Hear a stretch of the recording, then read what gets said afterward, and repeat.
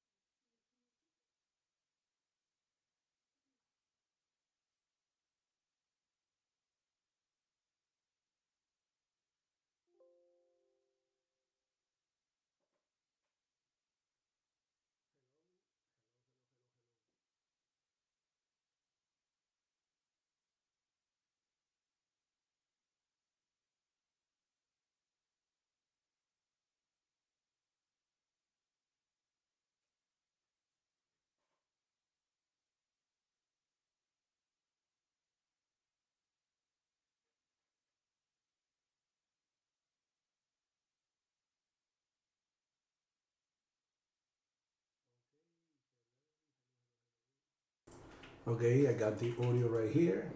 Audio testing 1, 2, 3. Testing audio. We got them. W7 Hotel Uniform. Okay, let's see if I have anybody that wants to connect today over here. Okay, guys. In the meantime, I wanted to show you something.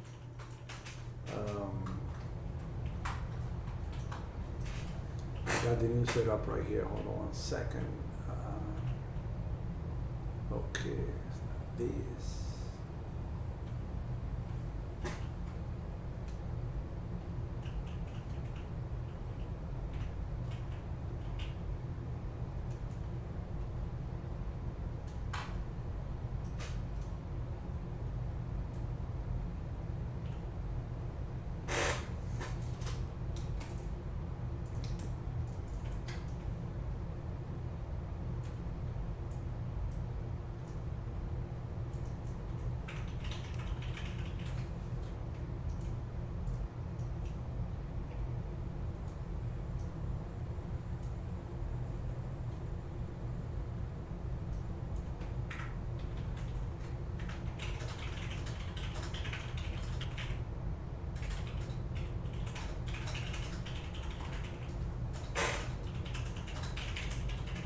Okay, hello, Mr. Okay, how you say no audio? Yes, I have audio. You should copy me over there. I see that I have audio here. Okay, and what I don't have is this. Hey, you copy me or no? You listening to me or no? Udell? Hello, hello, hello.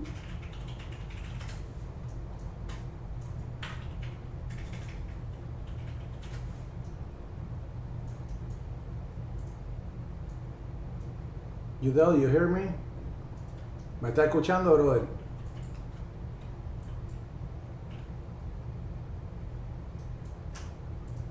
Okay, good. You see, this is the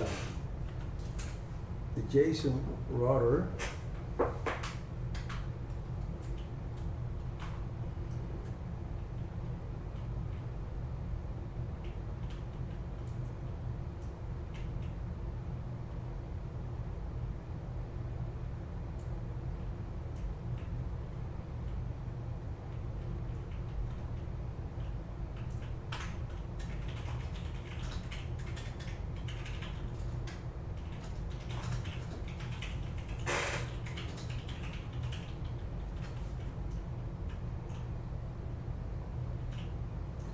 Okay, if you guys want to get connected, you can click on the link right there, and you'll be on camera.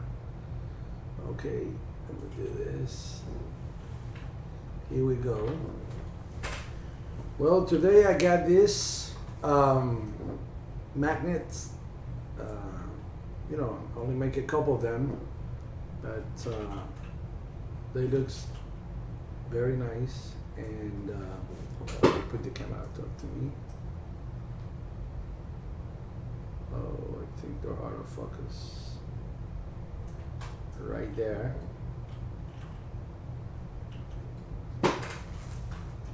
Ooh, they're out of focus. Okay. Here we go. Okay, this one are magnets. You can put anywhere you have, you know, metal or something. And of course, I make this little stickers. And I got Rick right here. Hello, Rick.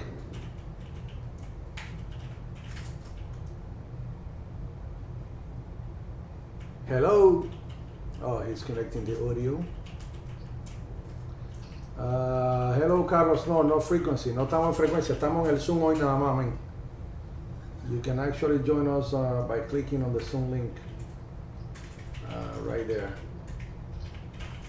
There is a contest today, and the bands are crowded, so we're right here, rack shooting. And Todd right there. Hello, Rick. How are you? Hey, how you doing? Good. Hey, I got some good news today. The local guy here that I was kind of elmering or mentoring and everything, he passed his test today. He's a tech now. Okay, you want to talk to me now? I have to adjust the audio right here. Okay, how's this? You got the audio adjusted? Hello. Yes, I believe it's good right now. I believe the audio is now good. Good afternoon, Todd. How are you, man? Oh, I am okay. I was in the band for Well, that's great. I just wanted to stop by and say hi. I am doing an online auction, so I need to get back. Okay, hello, Kilo Zero Romeo Whiskey Bravo. My good friend Randy. Randy has a very busy day today, and Randy, man, I was listening to my voice the other day into your channel, and man, I got very happy with that. And thank you so much, man, for doing that. And let's see what we have here. Oh, we have Phill Ross right there. Hello, Phill. Welcome aboard. Hello. Hello. That is good, man. Okay, see you later, brother. And let me do this. Well, guys, Did you hear what I said at the first there? No. Oh, the local guy here that I've been mentoring, and I guess Elmer they call it, he went and he passed his test today, so he is now a tech. Wow, nice. Well, congratulate him, and that's great. His name's Bill Perkins. Bill Perkins is his name, and he passed his test today. Wow, amazing. Phill. That's good news. Good news. Hey, welcome, Jim. How you doing? Good, how you doing, Alex? Doing great, man. A little bit cold today. We have 73 degrees here in Miami. It's too cold. No sympathy for me. You're freezing down there. See, one friend over the air, he suggests me to get these, and this is to put the lights into the. Hey, those stickers really look nice. Oh yeah, and do you saw what I did with the? Yeah. Okay, see what I did with the rotor right there? Yeah, that looks nice. You get no sympathy from me. Oh wow, 27. Oh my goodness, that is bad. And you see what I have right there? It's very nice. I was looking at the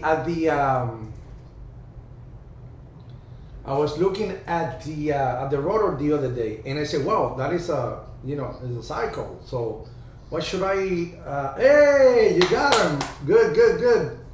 That's good that you got it. Hey, you got him too, right? Rick, you got your QSL car a while ago, right? This just came this afternoon. Oh yeah, nice.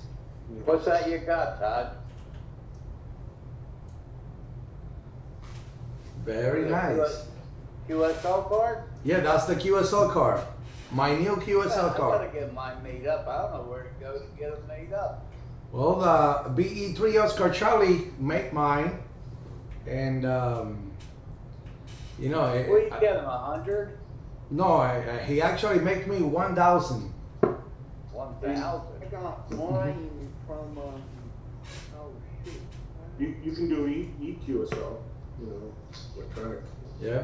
How much do they charge for like 100? I got mine from cheapqsls.com. They're real good.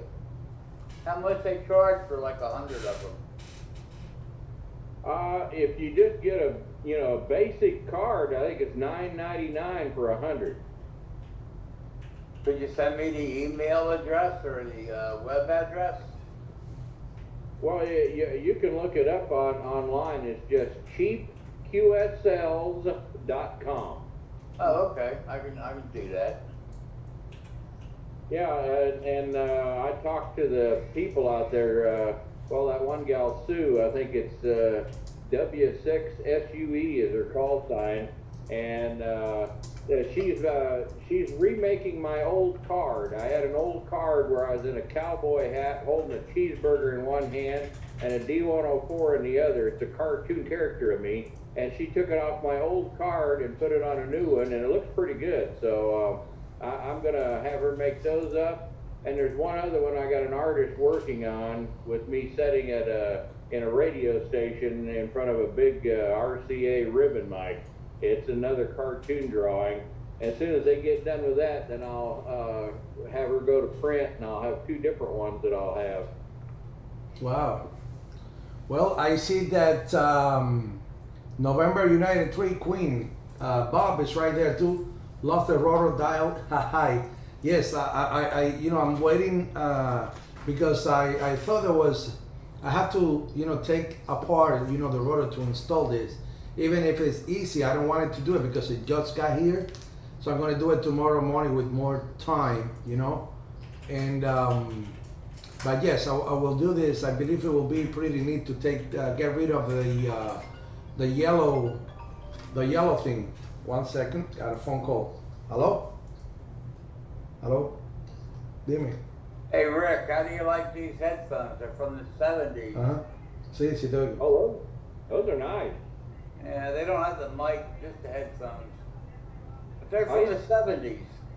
Yeah, I used to have an expensive set of Cox headphones that I used on the air when I was on the radio. I love those things. I don't have them anymore. I lost them. Well, you know what I miss? What's that? I miss Lafayette radio. Oh yeah, I had a lot of those. In fact, I collected one here a while back, but it was sitting there while they're running, and it was working great. It was an old Lafayette 23 channel tube type radio, and it was sitting there working, and all of a sudden, boom, real loud like that, and the radio jumped off the table. One of the electrolytics blew up in it, so I gotta do a little work on that thing. But yeah, they used to have a Lafayette radio store in Topeka, Kansas, where I lived at was 60 miles north. And used to go down there all the time, and Tráeme ese momento, Dasalia. Oh, that was a great store. Wow. oh yeah, I loved it. Yeah, my first venture into radio was a Lafayette CB walkie-talkie, and then I got a 23 channel. It had I think it had a crystal controlled transmit, but tunable receive. This is back in the 60s. Well, the first Lafayette base station I had was, I think it was like a 7 or 8 channel. You put the crystals in it, and it was a tube type radio. We bought it brand new. It was a Lafayette Comstat 19. And I acquired another one off eBay, and I also got the mobile power supply for the thing too, still. Did you ever hear of a CB radio called Multi-Olmec? It's what? Those? Multi-Olmec or Olmec? Multi-Olmec? No, that doesn't ring a bell. Yeah, they were quite popular. They actually built right near where I live. Mamá, todavía estás en I la used to go llamada. over there Acuérdate, with stuff, but tú todavía estás en la llamada. Entonces, there was some acuérdate con competitor to Lafayette at the time. Hey, they're calling for 6 to 9 inches Mamá, of no snow. contestes, no contestes. Ya sé, Sunday night Alexander. and Monday. Oh man, it's raining here right now, but it's fairly warm outside. It's right at 50 degrees, and it's raining. Been raining all day so far. Where are you at? I'm in Pittsburgh, Kansas. Okay. Down in the far southeast corner. I'm just about 20 miles north of Oklahoma. Yeah, I think that storm is heading my way. Yeah, where are you at? Philadelphia. Oh, okay. Yeah, it'll probably be there, what, late tonight or tomorrow, I think, something like that. Saying Sunday night into Monday. Yeah, we're Yeah. gonna get fringes And of they it. good Right. too. We're supposed That's to. about right on the flow. Yeah, we're supposed to get them. The north. It's supposed to brush us and get 3 to 6 inches. Now, Before you're it's you guys. in Puerto Rico, right? You're in Puerto Rico? Who, me? Yeah. No, I'm in Michigan. Oh, okay. I thought you were in Puerto Rico for some reason. I wish.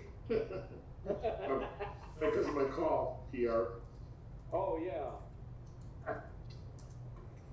Hey, Paul says that he will be late today. He's doing, he says that he's going to be late today because he's attending to a talk to the radio astronomy. That's great. That's his other hobby.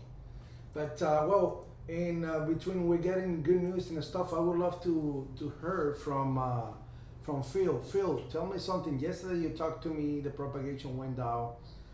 I wanted to know, I believe somebody has the YouTube on and the audio from the YouTube is feedbacking. Tell us, you had 4 people who went tested this week or any success? Well, the way that they work is because of privacy issues and whatever, they don't tell me as the recipient a whole lot about what's going on the donation side. All I know is they say that there are people being tested. They won't tell me anything more than that. Yeah, but but at least 4 people went to get tested. That's great. Yeah, there's supposedly Cleveland Clinic told me there's 2 being tested for me. There was 1 in Colorado that we know of, and then we know somebody else in California that I think is also being tested. And we know somebody else who is out of the country but when she gets back, she wants to be tested. So there's a lot of irons in the fire, and I'm hoping to keep my fingers crossed. Well, that's great, man. That's good news. At least the information is getting out there, and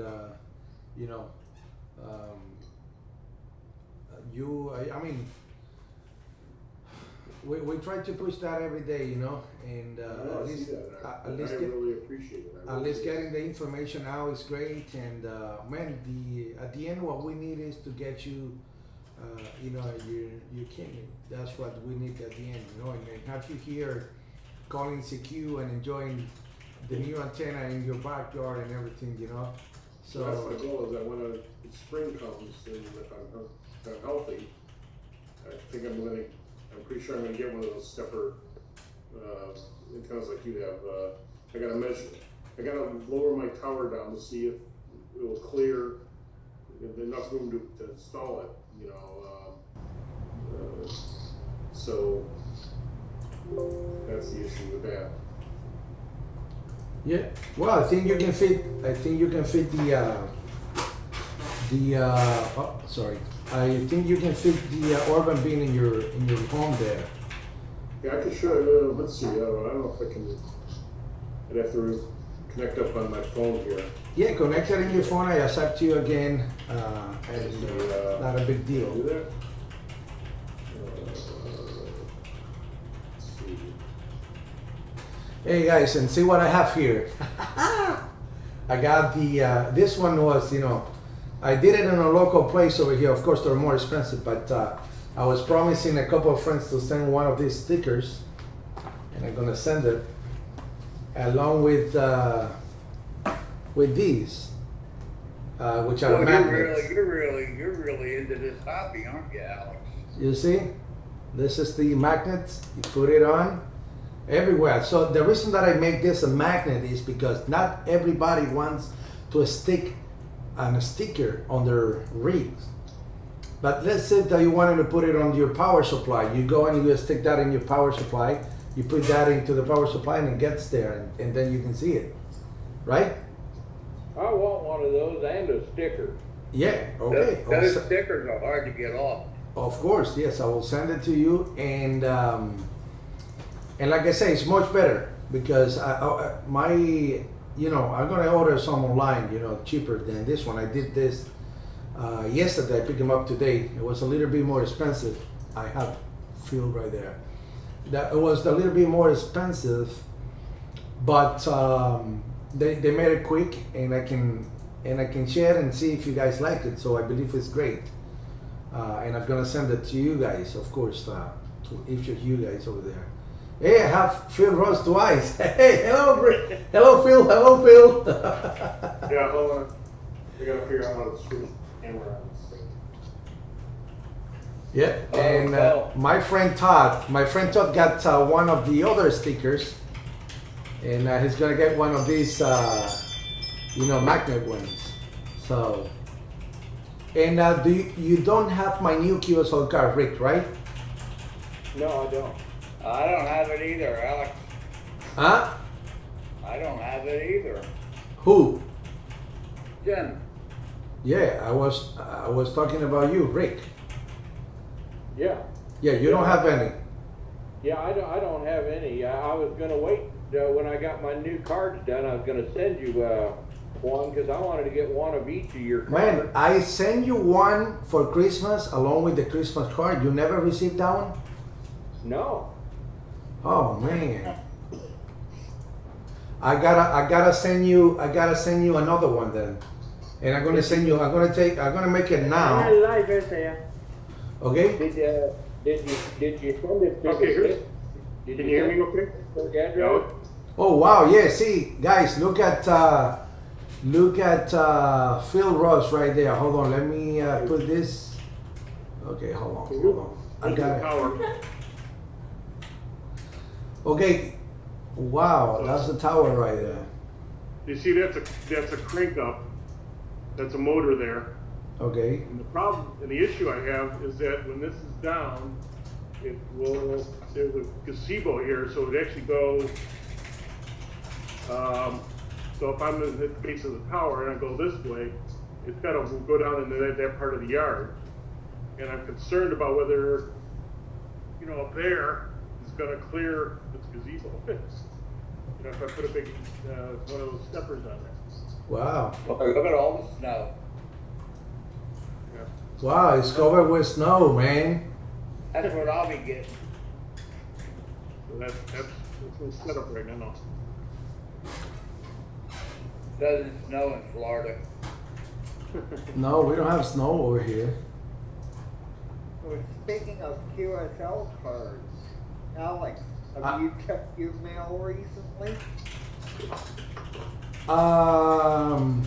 Yes, I got them today, and Gene Miller from Wichita and Robert Page from Miamisburg. I didn't get yours yet. Oh, then you'll probably have it on Monday. Huh? Then you should probably have it on Monday. Oh yeah. Well, but I think I received yours. Let me see. A while ago. I just sent it out here this week. Oh, this week. Went out on Tuesday, I believe. Let me see in song number 3 which one I have, because if I don't have yours, I have one very close to the one that you had right there. No, I don't have it. I don't have it yet. You know why I believe I have your QSL card? Because I always look at your QRZ web page and your card is right there. That's why I set up in my mind. Yep. I have, let me see in Zone 8, which I have here on Zone 8.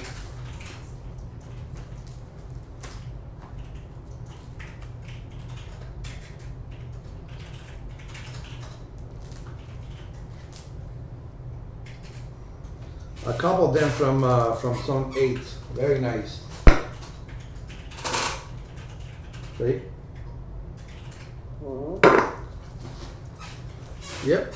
And actually, let me share the screen. Let me do something here and share the screen. I was actually, you know, I have a bunch of QSL cards from my old call, Alpha Charlie 7 Hotel United, and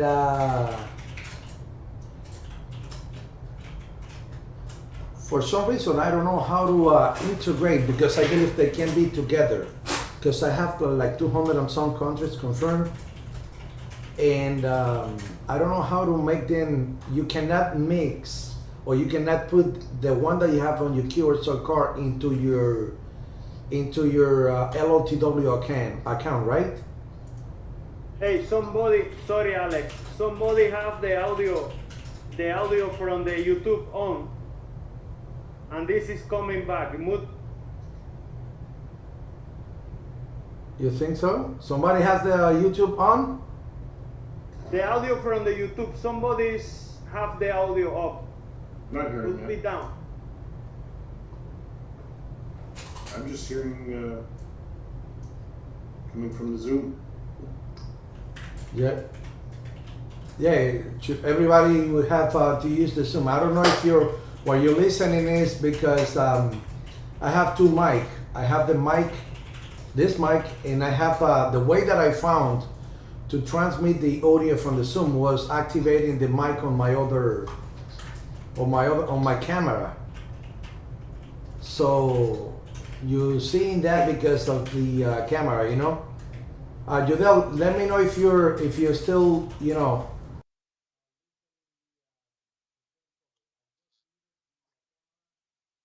Yes, I'm listening.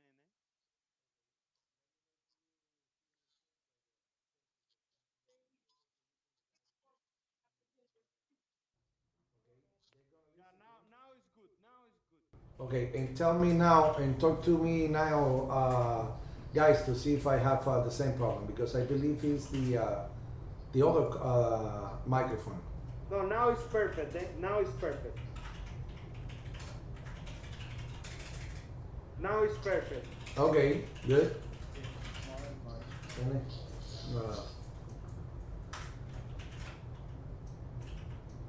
Okay, let me show you guys what I was talking about.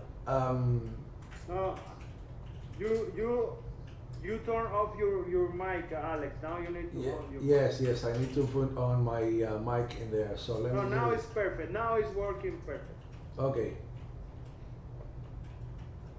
Okay, let me see if I can share this. Share this. I'm gonna share you what I'm saying here.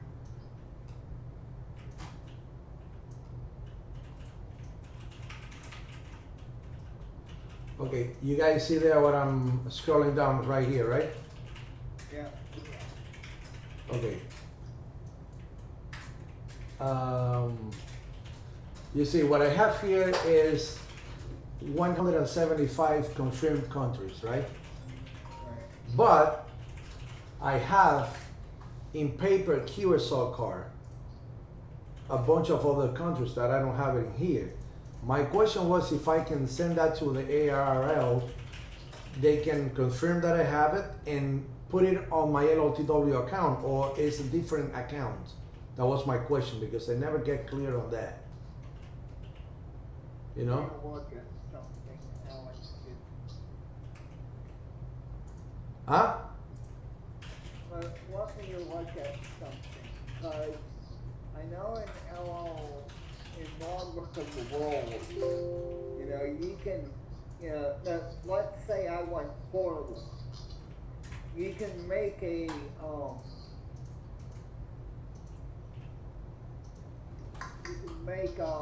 you know, like a /P to add, and I'm trying to remember where that is. Oh, okay. Well, I tried to see because I have, you know, quite a few interesting, you know, countries right here. And,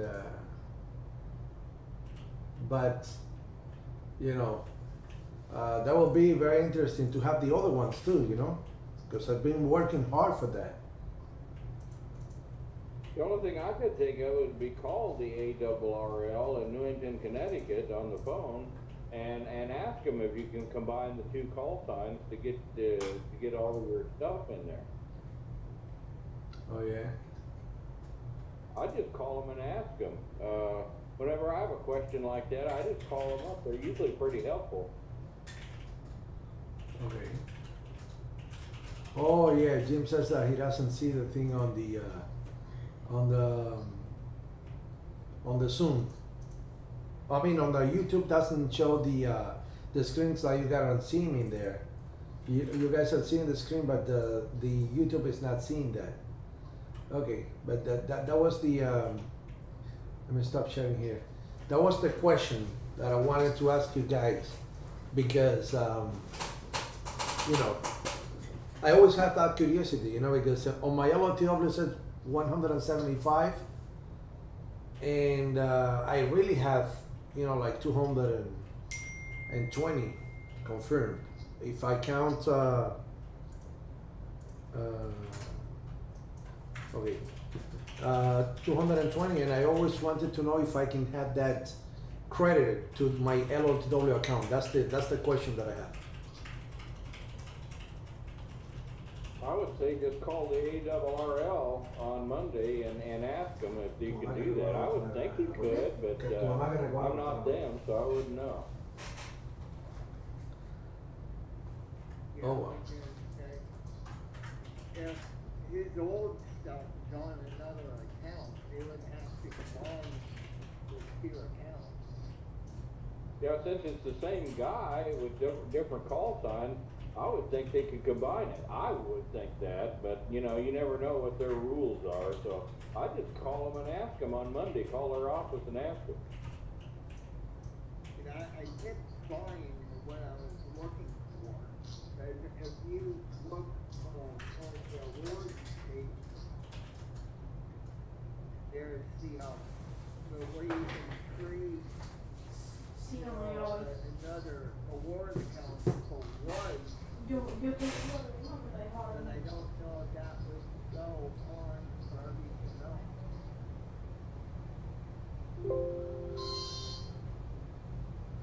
I would think since it's the same guy with just different call signs that they could combine the thing, but you know, I don't know what their rules are on all that stuff. I'm not really into that, but you know, I don't know. Someday when I get a bigger antenna outside and get in a house again, I might think about seriously getting into that and getting the worked all states or worked all countries thing. But right now, I just like getting on there and yakking. That's about it. Okay. Well, that's great. No, the thing is, I like the DX. Like, the thing is, I like the DX. like all of you know, and having the the credit of the country that you have is good, because then you see how many you need to get to the point that you go as close as possible to the whole list. I know that will take me another 20-30 years. Hi. Because with the propagation of today, man, it's very difficult. And I'm doing that on single sideband. I don't count the what they call the digital mode, FDA. I don't count those, and when my son was doing his working all his day in his DXCC, I told him, until you make the 100 single sideband, that's when you are going to apply for the award. I tried to push him to get the 100 countries on phone. Yeah, I've got a couple of funny classifications for you. You could call the ones you get on there BH and AH. That's before hair and after hair.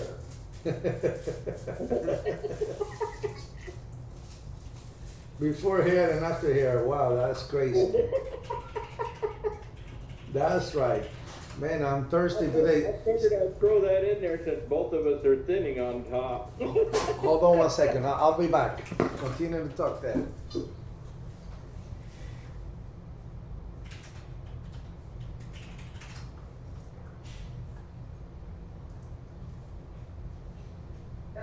Yeah. I have a whole country on.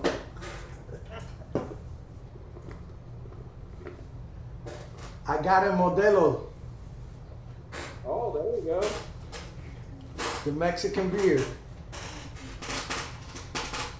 Ah, cerveza, por favor. Uh-huh.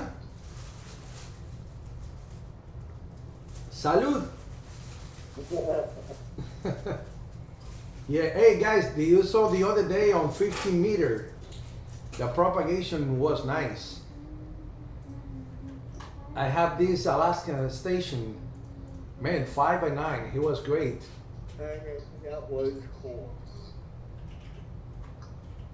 I think the solar cycle is coming. I was trying to think of that Russian salute that my boss used to do. I remember. Dastorovia. Let's see. Well, Phil, can you show us your chat radio right there? And what? Your chat. Oh, it's kind of in. Oh, that's nice. It's kind of in two parts. It's I got a lot of stuff downstairs, but this is. Okay, so let's see here. Okay, 991.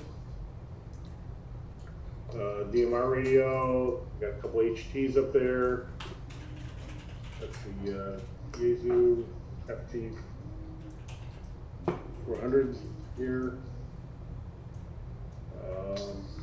Oh, you got a shack phone too, don't you? Got a what? That phone there, isn't that what they call ham shack hotline? This? Yeah. Just a regular phone. It's, Oh. Well, they got something up here that everybody's been putting in. It's voice over IP, and it's set up on a network, and it's called Ham Shack Hotline. And you can call all your ham friends. It's a ham-only thing. And it looks just like the phones they were using for Ham Shack Hotline. I'm familiar with that. Wow. Yeah. That is nice. That's the 991 Alpha, right? Yes. Nice radio. I used to have the 847 Yaesu. It was my original HF radio. And it was nice because it had 4 antenna outputs. I mean, it had, one for HF, one for 6 meter, one for VHF, one for UHF, all separate, which is nice. It was a satellite radio. I originally, many years ago, I played around with satellite. So that was nice how it worked, because it would do the reverse setup and handle the Doppler and everything, with one tune. swing of the knob, and that was fun for a while. But then I wanted to get something that can operate remotely more better, and to operate the 847 remotely, I had to have the rig blaster interface. I had to have other parts to it, and I had a separate tuner and everything. This one's got built-in tuner. It's got a much more extensive interface for a computer, so I can control a lot more of the functions than I could before. So when I go traveling, I can use my laptop and use it. Wow, I see that Jimmy is sharing us his little doggy right there, right? Yeah. Nice. Hey, and welcome, Mr. Todd. Mr. Todd. Whoa, Oh, guys. how's it going, brother? Yeah, I'm blessed. How are you guys? We're very happy to see you on camera.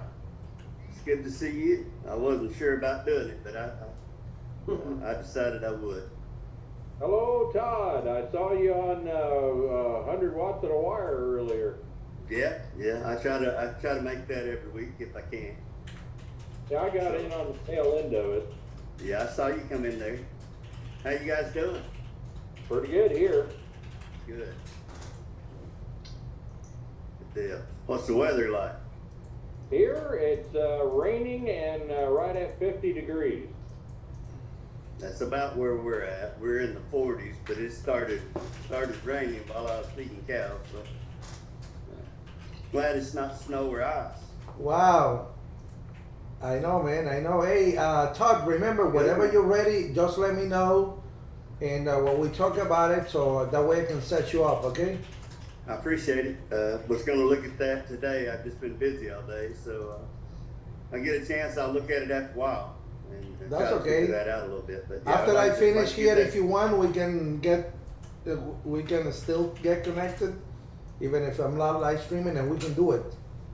Okay. You know, so that's not a big All right, deal. yeah, I'd like to. See your friend Let's get Judel. that. He's always talking about you. Judel Yeah, is. well, hey, brother. That's what caused me to get on there. I saw where he said get into Zoom. I thought, well, I will. I'll do it since he's asking me to. So, how you doing, brother? Judel- Good. Good. You know, 3 days ago we were talking about the power supply and so. Right. Yesterday Yeah. my power supply, poof. I saw you say that. Yeah, man, I hate that for you. Yeah, but see, he got You the never know, right? parts here for fixing his radio. Okay. And the 7300 from the diode was broken. Yeah. But the radio is working. I tested yesterday with the battery. You know the dial. It was broken, so this is the replacement. He have one for replacing, 4 just in case happens to Yeah. him again. Well, hope it don't happen again, right? Mm-hmm. I hope I'm trying to. this. So- Forgive me if I don't. Yeah, there you go. There you go.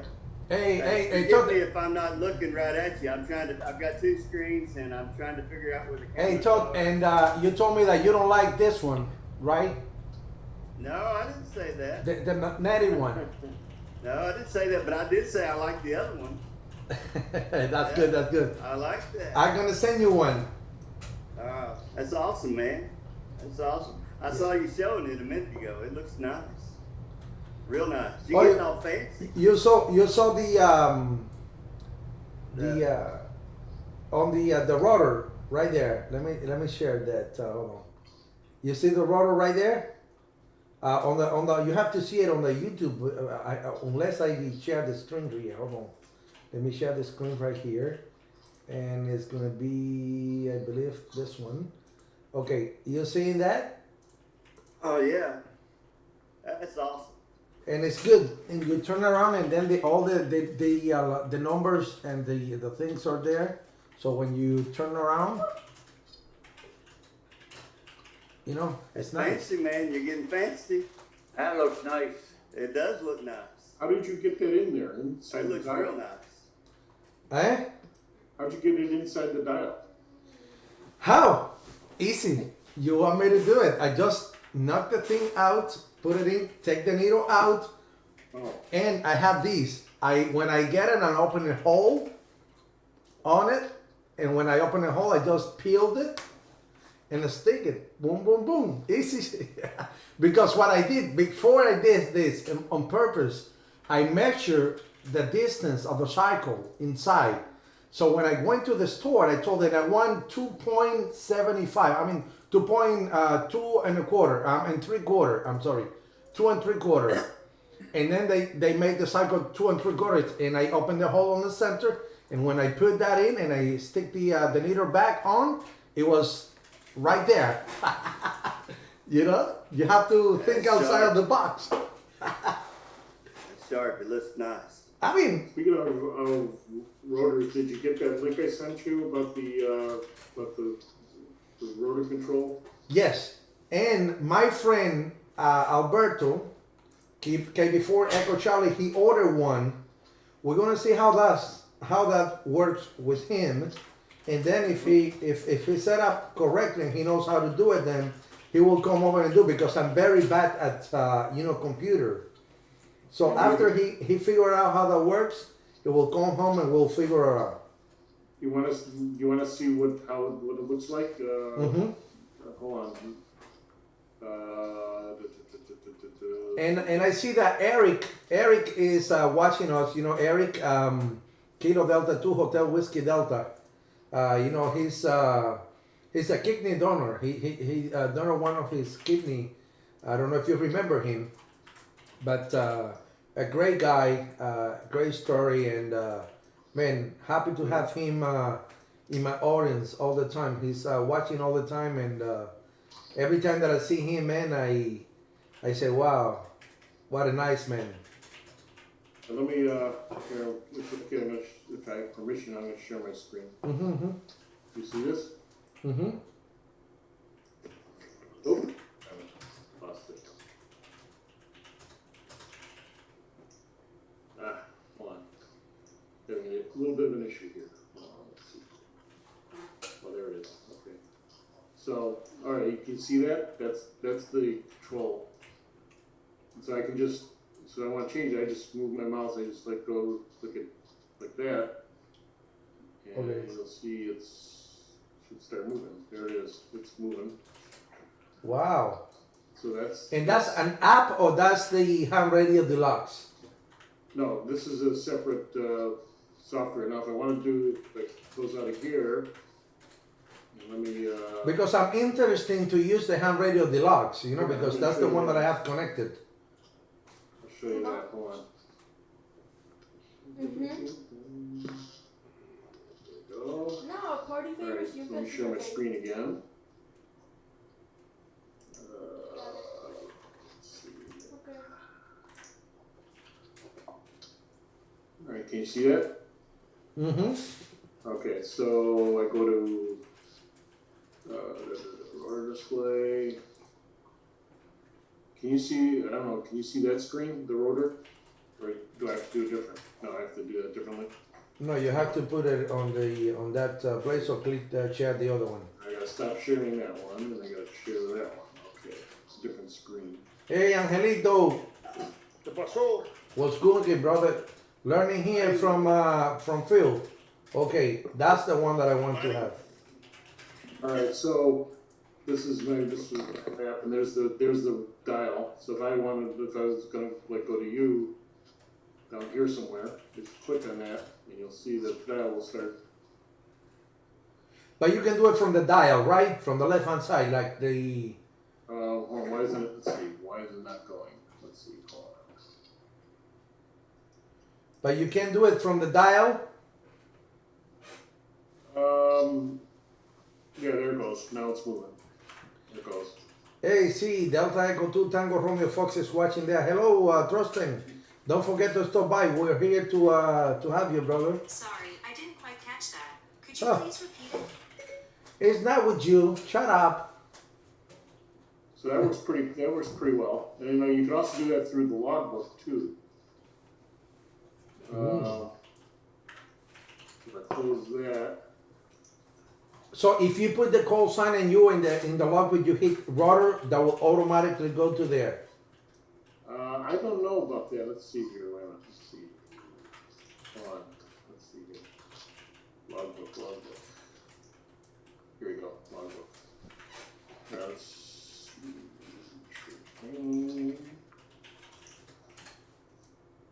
so here's my logbook, and down here's the rotor Uh-huh. control. I gotta connect it.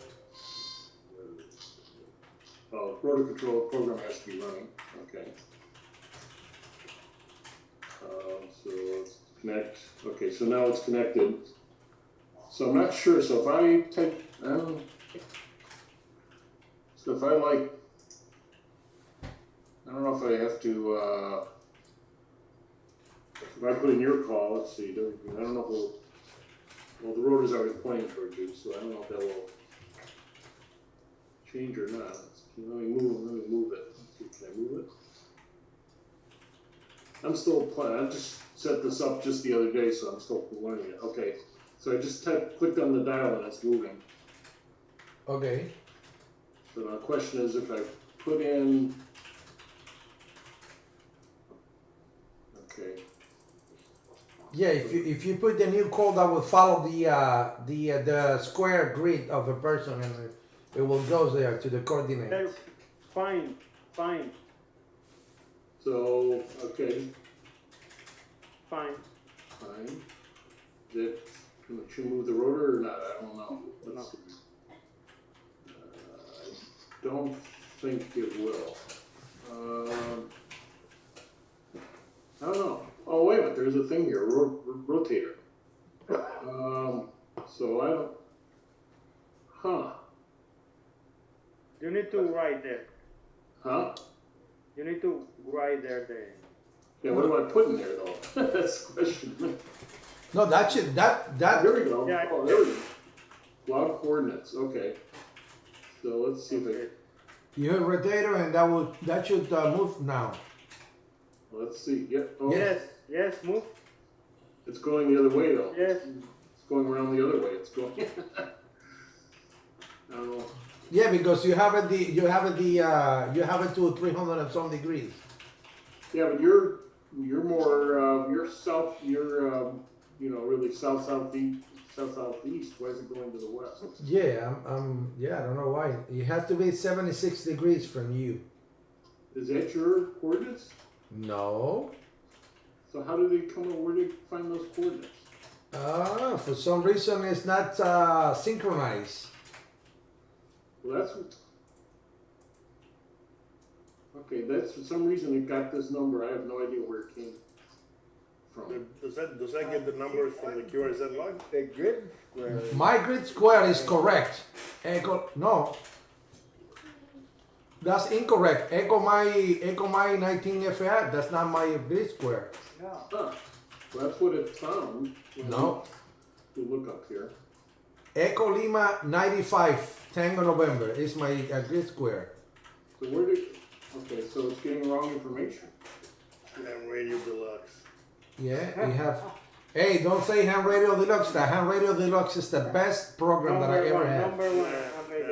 So are you sure in your QRZ the information is kept the right information? Mm-hmm. Huh. Go to QRZ. Go to QRZ right now and look me out. See what I noticed on mine when I put in my Pittsburgh address and everything, and I did my address change to the FCC and all of that. I thought that they automatically update your coordinates and everything. I found out they do not. No, you gotta do it yourself. And you have to enter them yourself. And so I went in there and had to put that in myself because it had the wrong grid square. Even though the address and everything was right, my grid square and the coordinates all showed I was still in Richmond, Missouri. So. But see what I see. You put your call sign right there, and it's the same grid locator. The grid square is the same. It doesn't change. Yeah, I just noticed that. I don't know what's going on. Maybe there's a separate setting for that or something. I don't know about. I mean, I know that I have mine. When I changed my Tennessee address, I had to put that all myself. So now my grid square in QRZ EM65 Tango Victor is correct. So, Yeah, mine's correct now too, but I had to do it manually. I thought they did it, and they don't. I had to manually do mine. What's your grid square? You see, my grid square is Echo Lima 95 Tango November. Yep, like that. Does that look right? That one looks right. Alright, so now if I click on that, now it's going in the right direction. Okay, It should go to 171 degrees then. technically, yes. Let's see if it actually gets there. That's kind of, I do better. I do with my hands. yeah. That's kind of dumb. If Okay, that's you- your you- call, you so know. figure- You know, I want you to show us your rotor when you have a chance. Yes, sure. The rotor's in the basement. No, but it's right now. Now it's correct. The square grid is okay, and you know I'm south of you. That's correct. Yeah, but why didn't I? Okay. That's something with the like Angel said, ham radio deluxe. I'm ready to No, go. this is the configuration. Yeah, it's the configuration. Yes, for Well, let me sure. ask you something, Phil. If you put my call letters in N2PTV, will it pick up the locator? If it doesn't, then you need to look at whatever. What is it again? November 2, Papa Tango Bravo.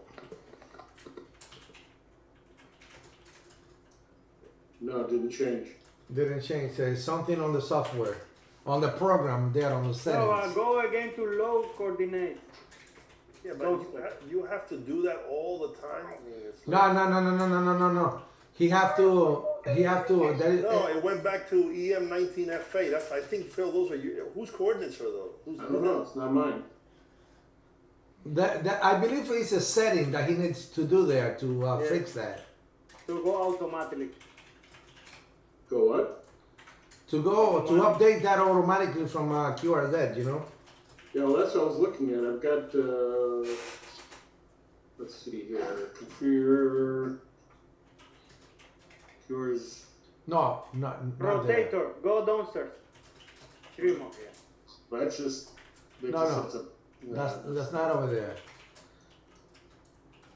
So here's the account. Okay, got that. Path call sign lookup.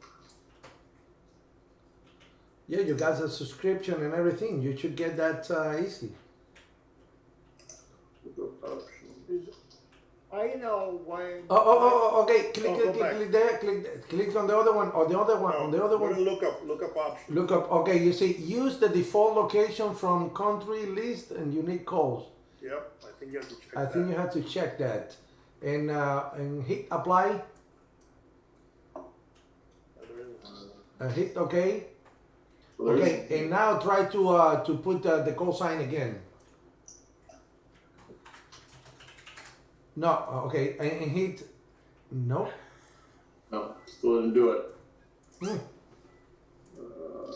I don't know if I could be an expert right there. I'll have to look into it. I'll try to figure it out. Like I said, this is all new to me, so I'm learning. The one thing that I know, when I'm using JT Alert, and I tell JT Alert to look up stuff from ham QTH, it grabs everything but the grid square. No, but I believe. Okay, let me open my ham radio deluxe over here, and I'm gonna show you. So where I'm going with this in the end is there somewhere in the configuration to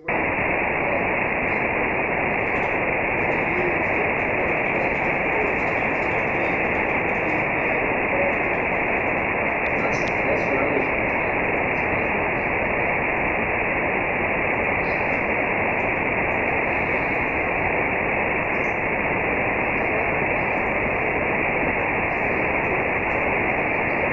Okay. Let me know when you want me to show to see if it's doing the same thing on mine. Okay. I believe the person who's going to help us is just came to the chat now. Paul has a lot of experience in that, but let me share with you this. Okay, this is the thing, okay? I'm gonna put your call sign. America Bravo 8 Papa Romeo. When I hit here, it's not even showing the grid locator in here. Oh my goodness. Oh, I believe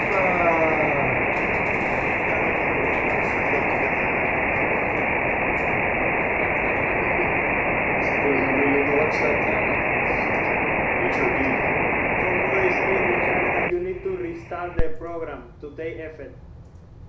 To do what? oh yeah, to okay, to take effect on the on that one, yeah, you have to restart and then do it again and enter into the program again and see if it's working. That is great.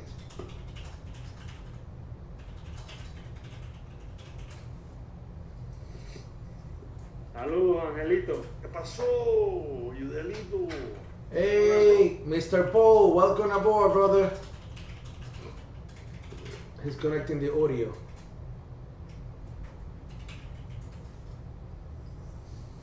Angelito, Dímelo. see what I have here. Oh, hold on, let me put this bigger. There we go. Vaya, nice. But you know what is this? The magnetico. It's a magnet, exactly. You put it on it. Nice. And I have these stickers right here.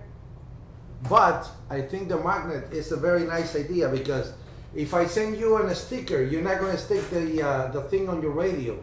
But if I send you this magnet, you can put that on top of your radio and still have it.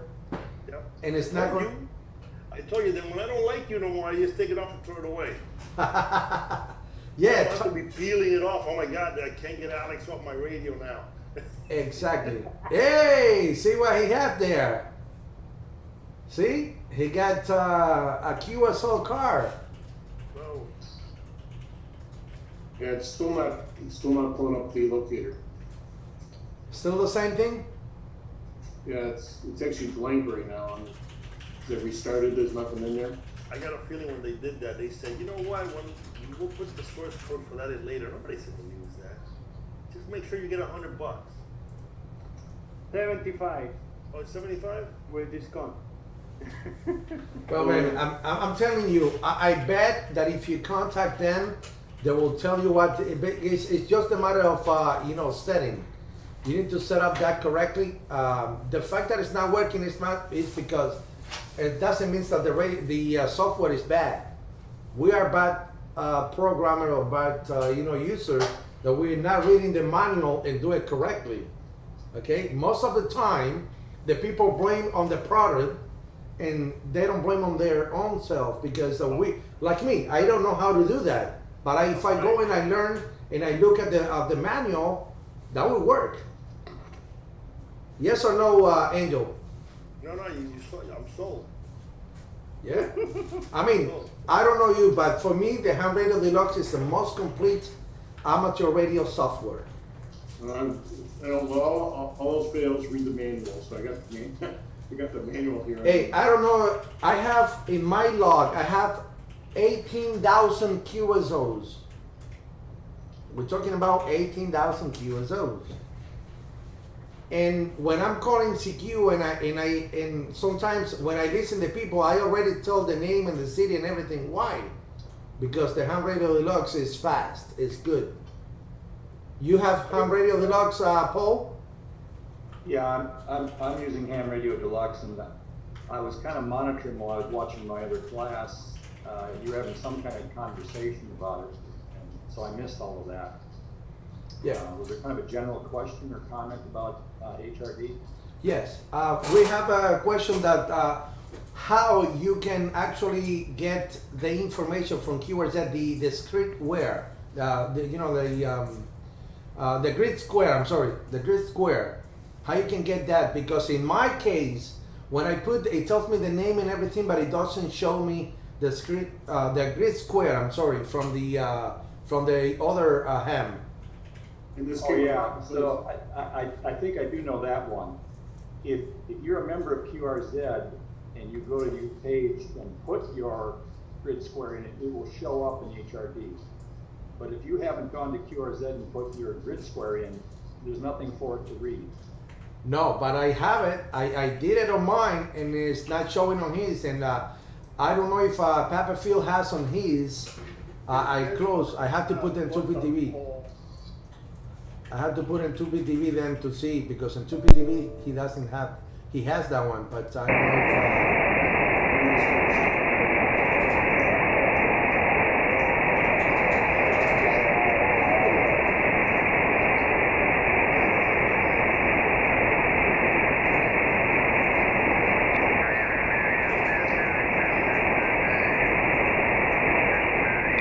It showed me the 2PTV Echo Mine 65 Tango Victor. Is that correct? Okay, it's working. It's there. Don't blame on the Ham Radio Deluxe, Angel. The thing is, Papa Phill does not have his square grid updated on keywords. And then let me look at it.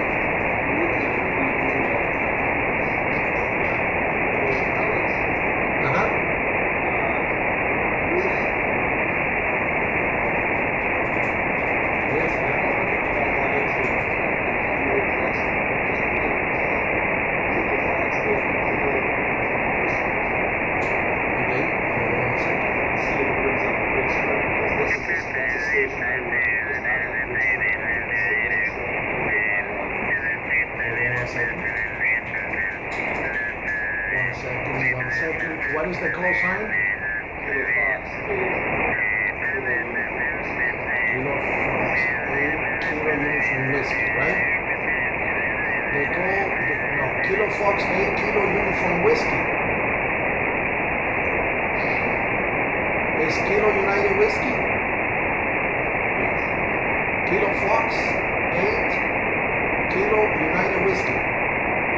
No, it's not even showing that on there. No, not the square, not even half his information.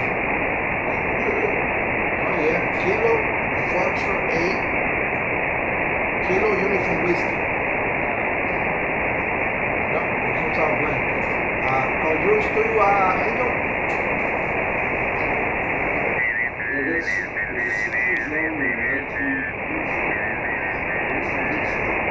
No, I got your grid square here. Your grid square is Echo November 82 India Nancy, right? Yeah, I know what it is, but turn for order, put it in before that.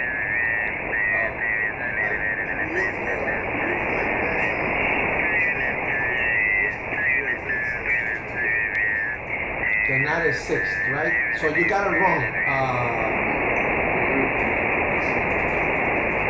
Yeah, I see it too. It's in there, but for some reason it wasn't showing.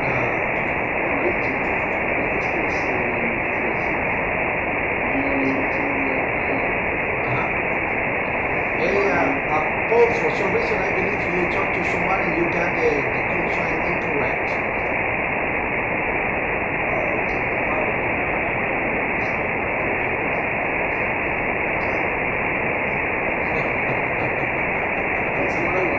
You know what? That I have to grab another beer because that's the good one. That made my day today.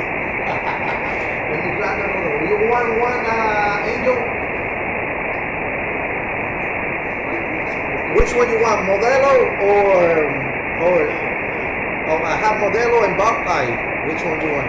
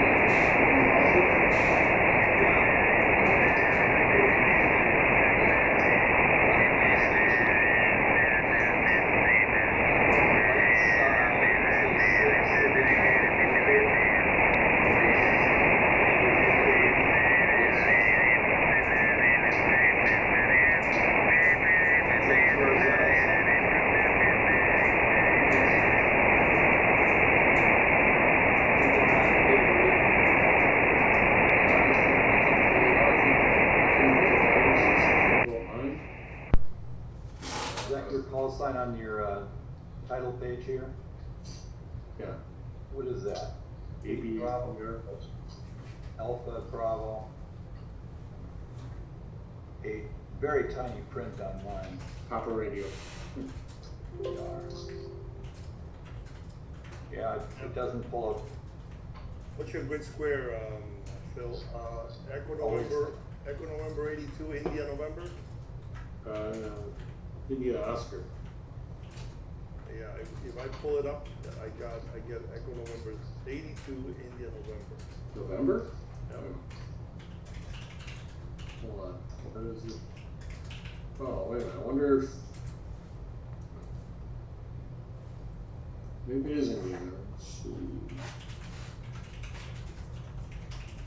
Because when I put in the coordinates and I did the thing to automatically calculated, it came up with IO, India Oscar.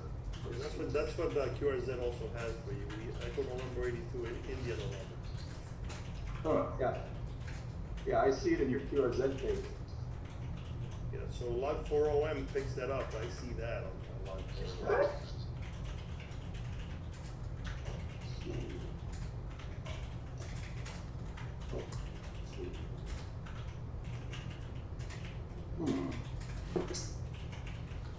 Where do you? Oh, detail. Okay, here we go. I am. Because I put it in there. So why did it? Where is Udell? I want Udell to show us his rotor. I know, guys, you won't be able to afford a rotor like that one, okay? Udell. What does he have? A couple of chickens on a treadmill? No, but he got one of those super heavy rotors. I want you guys to see that. And that is what I say, that's a pure amateur radio. You have to invent, to go on the air and make the thing happen, I want you guys to see that. Udell. I think I gotta call him over the phone. Hey, I got a Q code for you now for what you just did. A QBR. That's a quick beer run.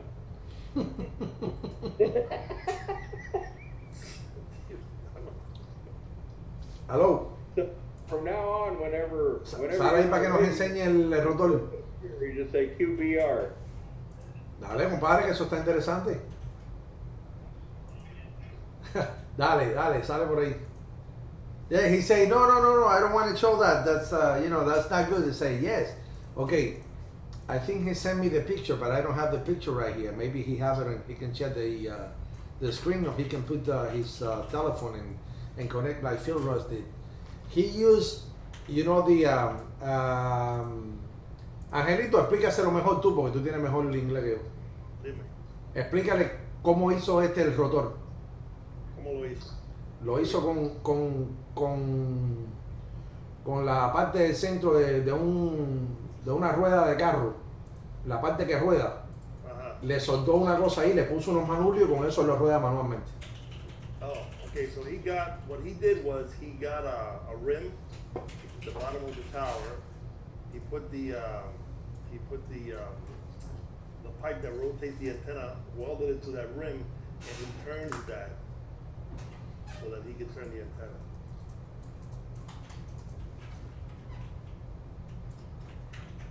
Well, Alex, from now on, whenever you're on the radio and you need to go get a beer, just say QBR and we'll all know what you mean. Beer run.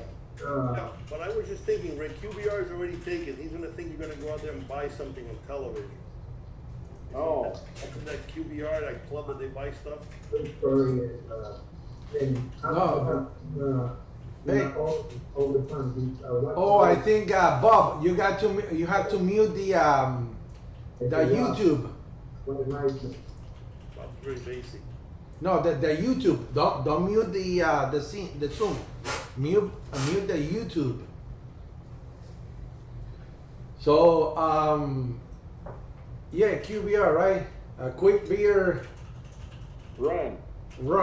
Okay. Yeah, quick beer run. That's well, the old deal was what is it? You sing that little line. It's Yeah, BEERUN, beer run. Hey, you know what Eric said? Eric says that we have to train the kids to battle that, so they will solve all the issues. That means that we are too old to run Ham Radio Deluxe. How about that?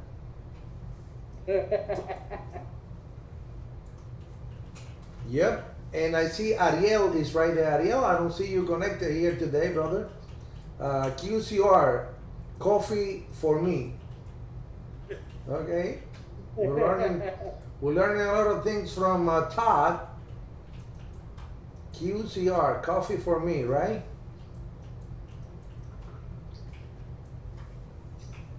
Well, we'll rewrite the Q code today. Huh? I said we will rewrite the Q code today. Oh yeah. When a bunch of us used to talk on a repeater when I lived up in Richmond, you know, we'd be talking for a long period of time, and of course, eventually, someone had to go to the bathroom, so we invented QPR for quick personal relief. That's crazy, man. Hey, changing the topic a little bit, Paul, do you saw how great was the propagation in 15 meter in the past 3 days? It wasn't good here. No? No. Man, 17 was pretty decent this morning. Yes, I was. I had like a couple QSO with Europe. In fact, Miguel, he was calling some station in Norway, and I got and I told the guy, hey, it's Miguel right there, my good friend Miguel. He was getting good here, and I had my antenna pointing to Europe, and I was talking to the guy there in Norway, and propagation was great. But yes, you know what happened, Paul? The 15 meter band was packed on FTA. I saw that there was over 20 posts on the cluster about 15 meter band on FTA, and I went there and I checked the signal was 5 and 9 plus, and I said, well, if they have 5 and 9 plus signal on FTA, they have to listen to me on single sideband.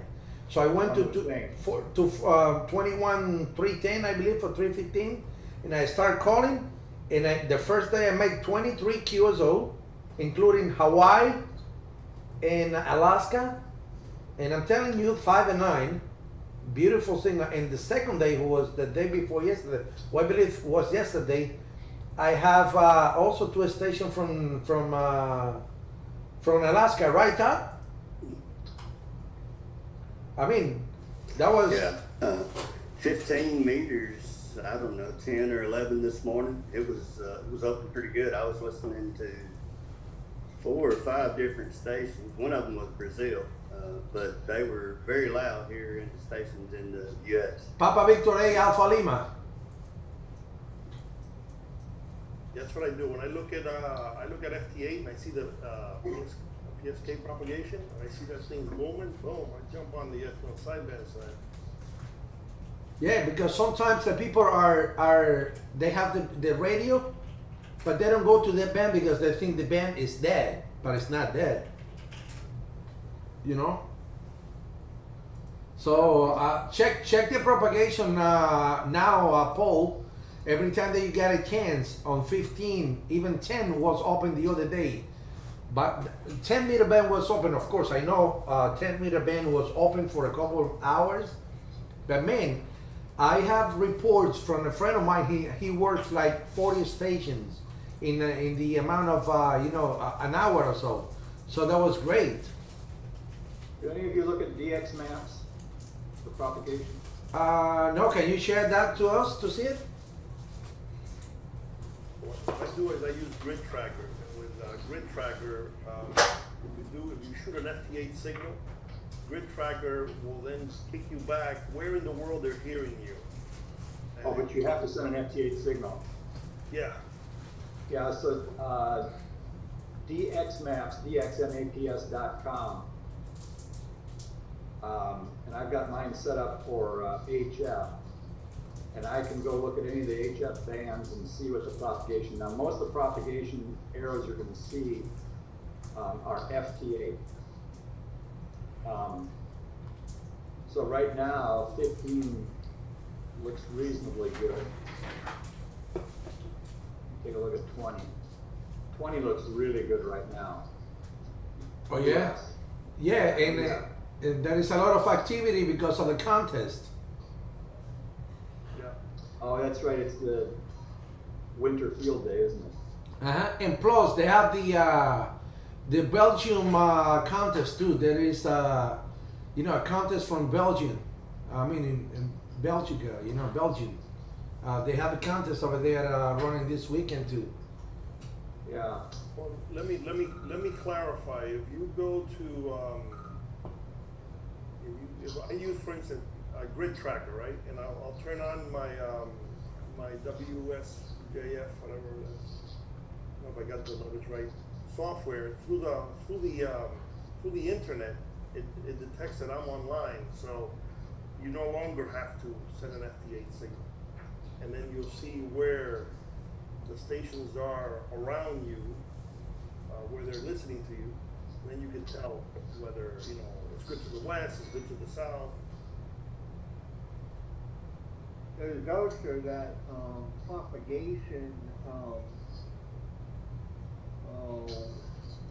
I can't think of what it's called. Log for OM.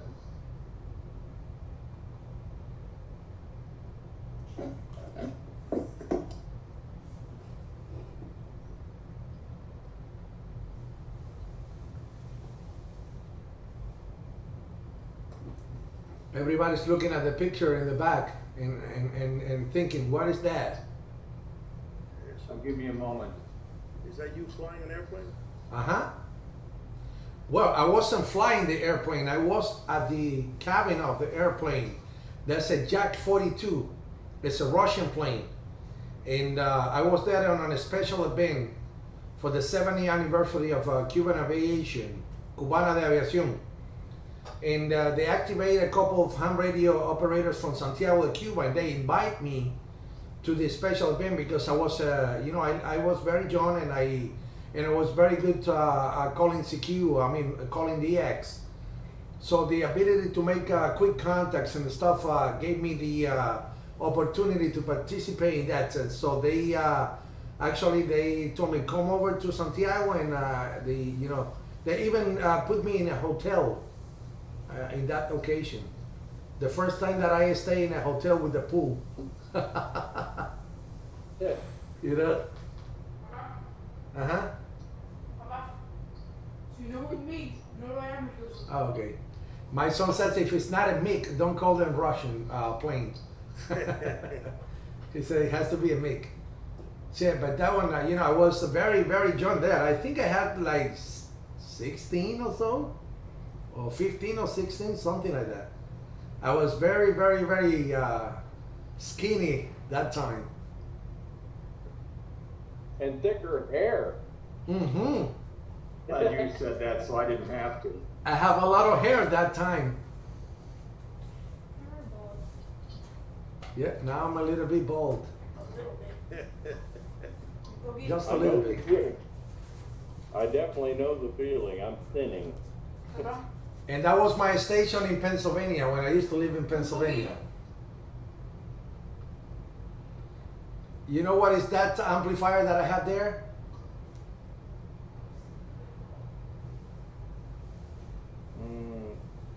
Oh, it downloads good. Is that an alpha? Mm-mm. I can't see it. Oh, Bacon and Williamson, 2500. VW. The VW. A great, great amplifier.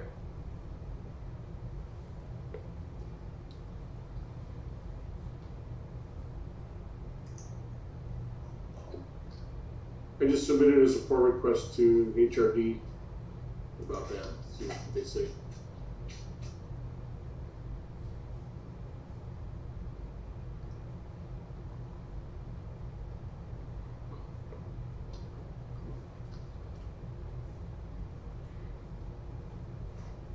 Angel, how you see the picture right there? The guy with the suit is on the right hand side, on the left hand side. The right. Okay, on the right hand side you see the US, on the left hand side you see Cuba. That's a huge difference between both places, right? It's amazing. That walkie-talkie there was the one that we used to escape. Remember, we have two walkie-talkies, one on a bicycle, one guy, and the other one that I was using on the tractor trailer. Hey, well, City. Hey, what's going on, brother? What's going on? Everybody's 73s around the wheel. Literally around the wheel. Wondered where you went. Now I had to make a quick pit stop. How's everybody this afternoon so far? Good, good. How you doing? You know, they call him Ariel el Crazy. No. Let's be nice. El loco. ¿Qué hola, City? ¿Qué lo que? ¿Qué lo guá? Hola, City. Are you ready for the weekend?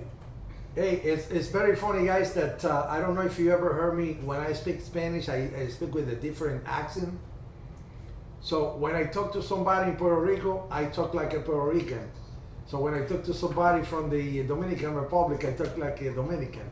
When I talk to the Cuban guy, I talk like a Cuban. And when I talk to the Mexican, I talk like a Mexican. So that is, for instance, they call me the man of the 1,000 voices, because I imitate all of the Latino accents like crazy. Dialect. Huh? The different dialects. Exactly. You know, the man of 1,000 tigers. Uh-huh. Hard day about walk. Man, but I enjoy talking like a Boricua and like a Dominican. And even sometimes I have customers that I go and talk to them. Most of them, they believe, the Puerto Rican ones, they believe that I'm from Puerto Rico. And I'm telling you what, I never been in Puerto Rico. Never. But I talk too much to people in Puerto Rico, and when I used to live in Pennsylvania, I have so many Puerto Rican friends that I know geographic when it's everything in Puerto Rico. And I know everything right there. So when I talk to my customer, I talk to them, oh, right there, no, Chinchorreo and this one and that, blah, blah, blah, you know, Capugia, and here and there. So my customer believe that I'm from Puerto Rico.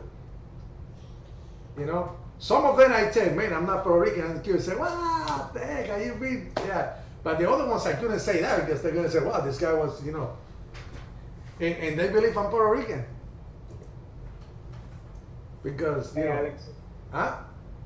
So I have a question for you. Mm-hmm. Your antenna, when you installed it, did you open it and see what's inside the actual housing? It's coming open. It's open. It comes open. Mm-hmm. Well, inside the housing, you got the wheel, you got the limiter, and then you have a pattern, right? Well, you have the la cinta, ¿cómo se llama? Okay, the tape, the Yeah. rubber tape. The tape, exactly, the tape. You know how long that tape is, approximately? No, not, and I can see it on the manual, you know, they tell you, but it should. No, I downloaded it. I'm Huh? interested in seeing if I can make a home brew with 3D print. But you can get the parts from them if you want. It's no fun if you don't build it yourself. Oh, okay, that could be good. Just an experiment. So it's interested in what was the actual actually. I'm telling you, I had fun installing that antenna. We start at 8 o'clock in the morning, and we finish at 12 a.m. the same day, the next day. Non-stopping. Huh? How many breaks did you take? Well, imagine we start and around 6 o'clock in the afternoon and evening.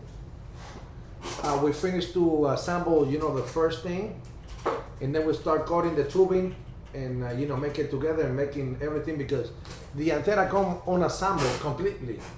So what the people does, if they have the garage, they start assembling, and then when they have everything ready, they just go in and they put them up. But we have to assemble and put them up in the same day.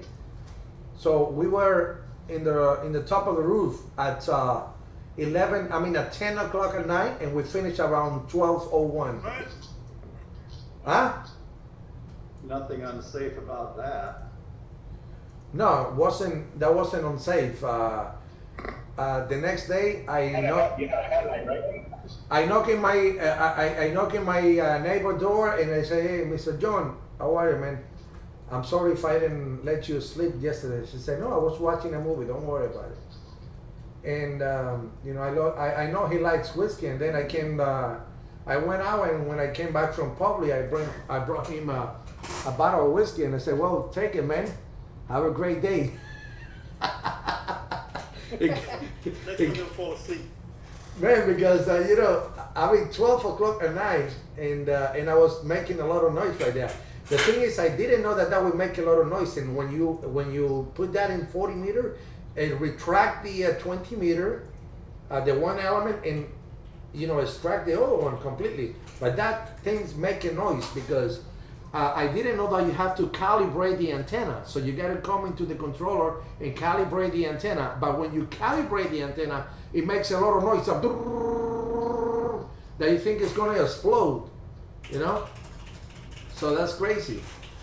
And now, when I'm going to talk on the weekends, what I do, instead of retract the elements, and when I finish, I leave it on 40 meter, because every time in the morning, I can use 40 meter, and then around 8:30, when my wife is already wake up, I put it for 20 meter, because if I press that button, and remember, I have a 2-story house. The antenna is not that far from my roof. So I'm on the second floor on the same spot of the antenna. So every time that the antenna moves, if I change frequency, the antenna does and I can show you the text message. My wife texted me today, "Can you stop moving the antenna, please?" I was still sleeping. Say, "Oh my goodness." That's crazy. Okay, guys, I was surfing through to 20 meter and then to 17, and every time that I change from band or something, the antenna retracts or extracts, and then Say, can you stop playing with the antenna? Leave it on one frequency and go. That was crazy. That was crazy. No, I just figured out something with the ham radio logbook. Mm-hmm.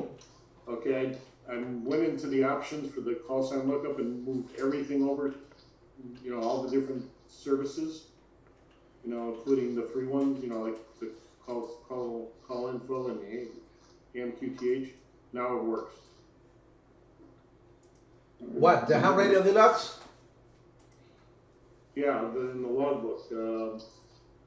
When I moved over, under options, when I moved all the services over to the available that you can look up, then it worked. Oh yeah, can you share us? Can you show me how you did it? Phill, have you done those small candidates? This video was on 17. All right, so I go to. You see it now? Yes. All right.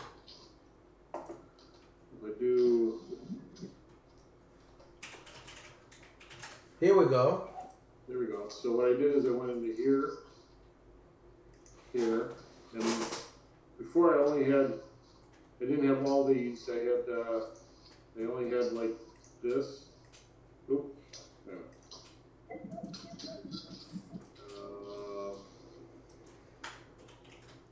Oh, that's weird. Why isn't it letting me do that? I think I had just like this. So now I moved them all over. And now it works. So it must be getting, and I guess if I do a test, Okay. it'll tell me where it finds it. Let's see.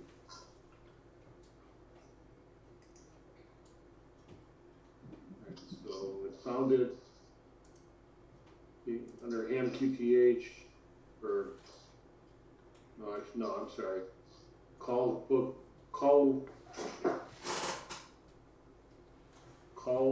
Look. Call.info. Look. So I found it in. Oh, there it is. There's the booking right there. Uh-huh. So it's not. It comes through from. It's not seeing it from QRZ.com. It's not. Right. That's odd. Maybe Yeah. maybe Ham Radio Deluxe, the software is not looking at that field in hamradio.com. Maybe it's complicated for it to look at that field. Well, it found it from this other one.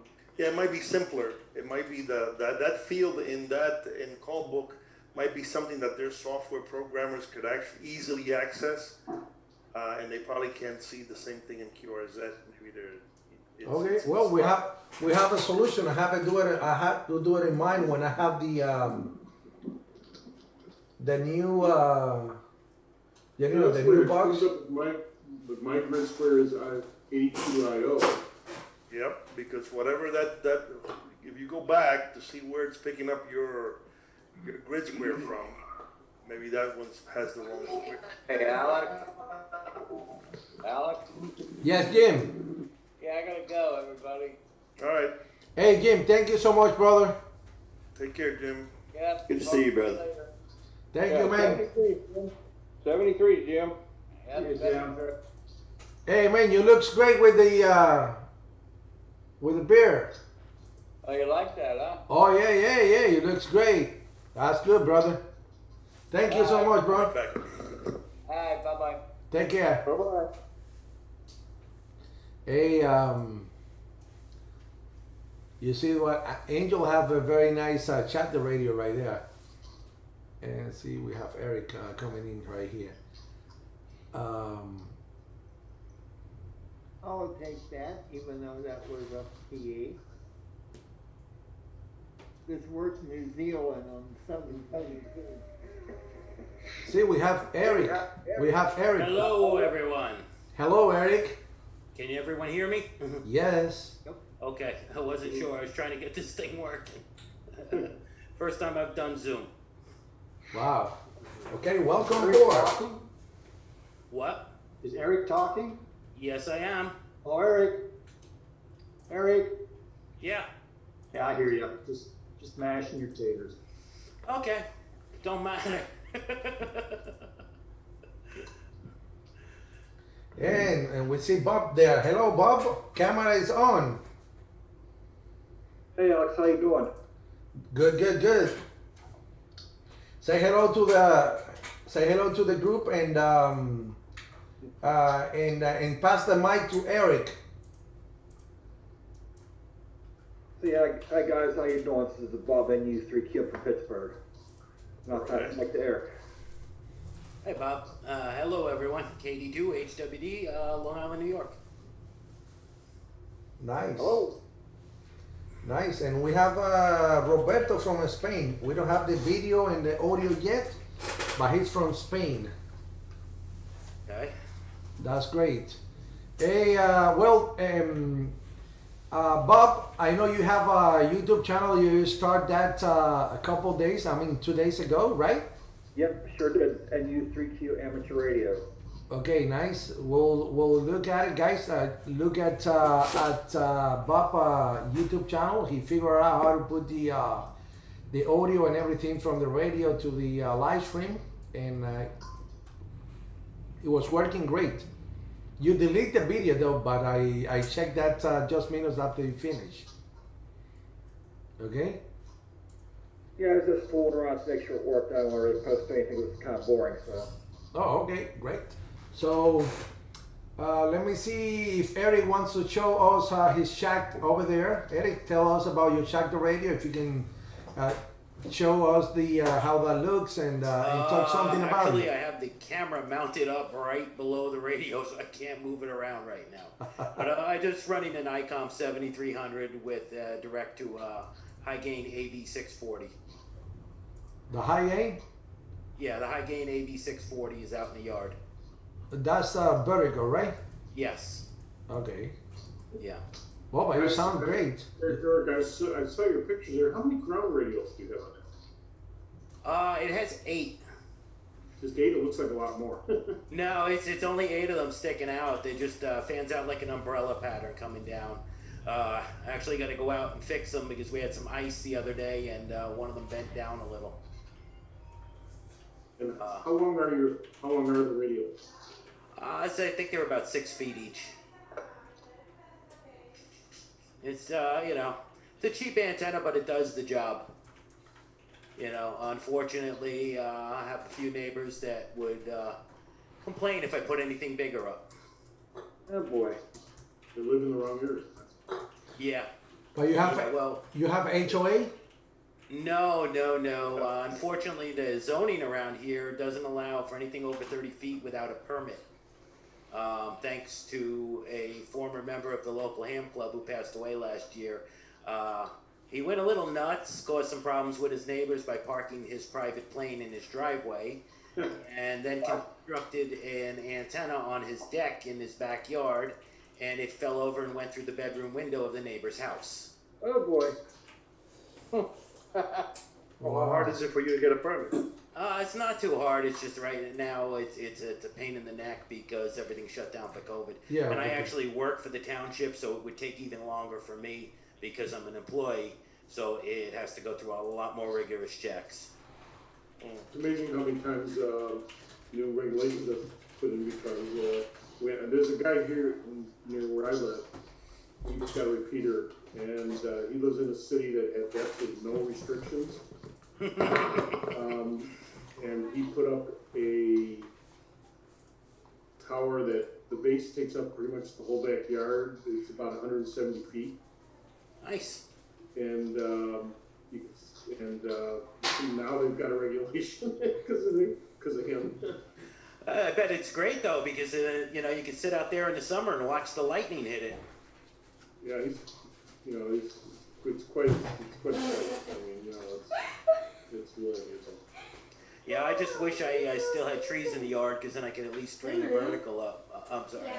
Vertical. No, I'm sorry, horizontal. I'm losing it today. You need to It's been pick a up your long candy? day. Huh? Pick up your candy? But I have nothing around even to string anything up. There's Yeah, candy but with you guys. you know that with, PRV1, they can't stop you from putting up a antenna. I know. It's They just work for you, but they can't stop you. yeah, and they can make it very difficult too, and it's just not worth it. I had a case where I used to live in the township. Before I moved there, I checked all the deed restrictions, make sure there was no issues. There was a homeowners association, but it was very loose. And I talked to them, and they said, no, they don't have a problem with it. And I went to all my neighbors, my potential neighbors, and told them what I was going to do, and they said, we don't have a problem with that. And they even signed off on it. I printed out a thing, and they signed it. I went to the township to get the variance, go higher than the limit, and the clerk, we have the strangers waiting where the clerk basically ran the site, ran the township, and she said, and as soon as I went, filed the thing, she said, these things are ugly, and I said, who are you? And she said, I'm the clerk. I said, well, go clerk something, or something, I said, I didn't know what kind of power she had, and she's the head of the zoning commission and everything, and she knew she couldn't. If she's the town clerk and the head of the zoning, I mean that right there, you could have easily made a case that's saying that it's a conflict of interest. That's the issue. Nobody cared about here. They actually, she basically, like you said, she ran the township. Whatever she wanted happened. For instance, you remember I dated a girl like that once. I don't know why I got rid of her. You remember the store Home Quarters? No. It was before Home Depot and all that stuff, and they had these green signs, and we had one here, and she made them change the color of the sign because she thought it was too garish. And, really? Yeah, and it was the only one in the country. They had them all over the country, and just this one in our township, they had to change. They had to make a special sign for it. Almost sounds like she didn't get the green she wanted from them. But the point is, one time, actually, an attorney moved into the city and saw what was going on and held a public meeting to have her ousted. And a huge amount of people came and supported her and told the attorney, if you don't like it, leave. Wow. You know, but anyway, she gave me a really hard time. I eventually got around it.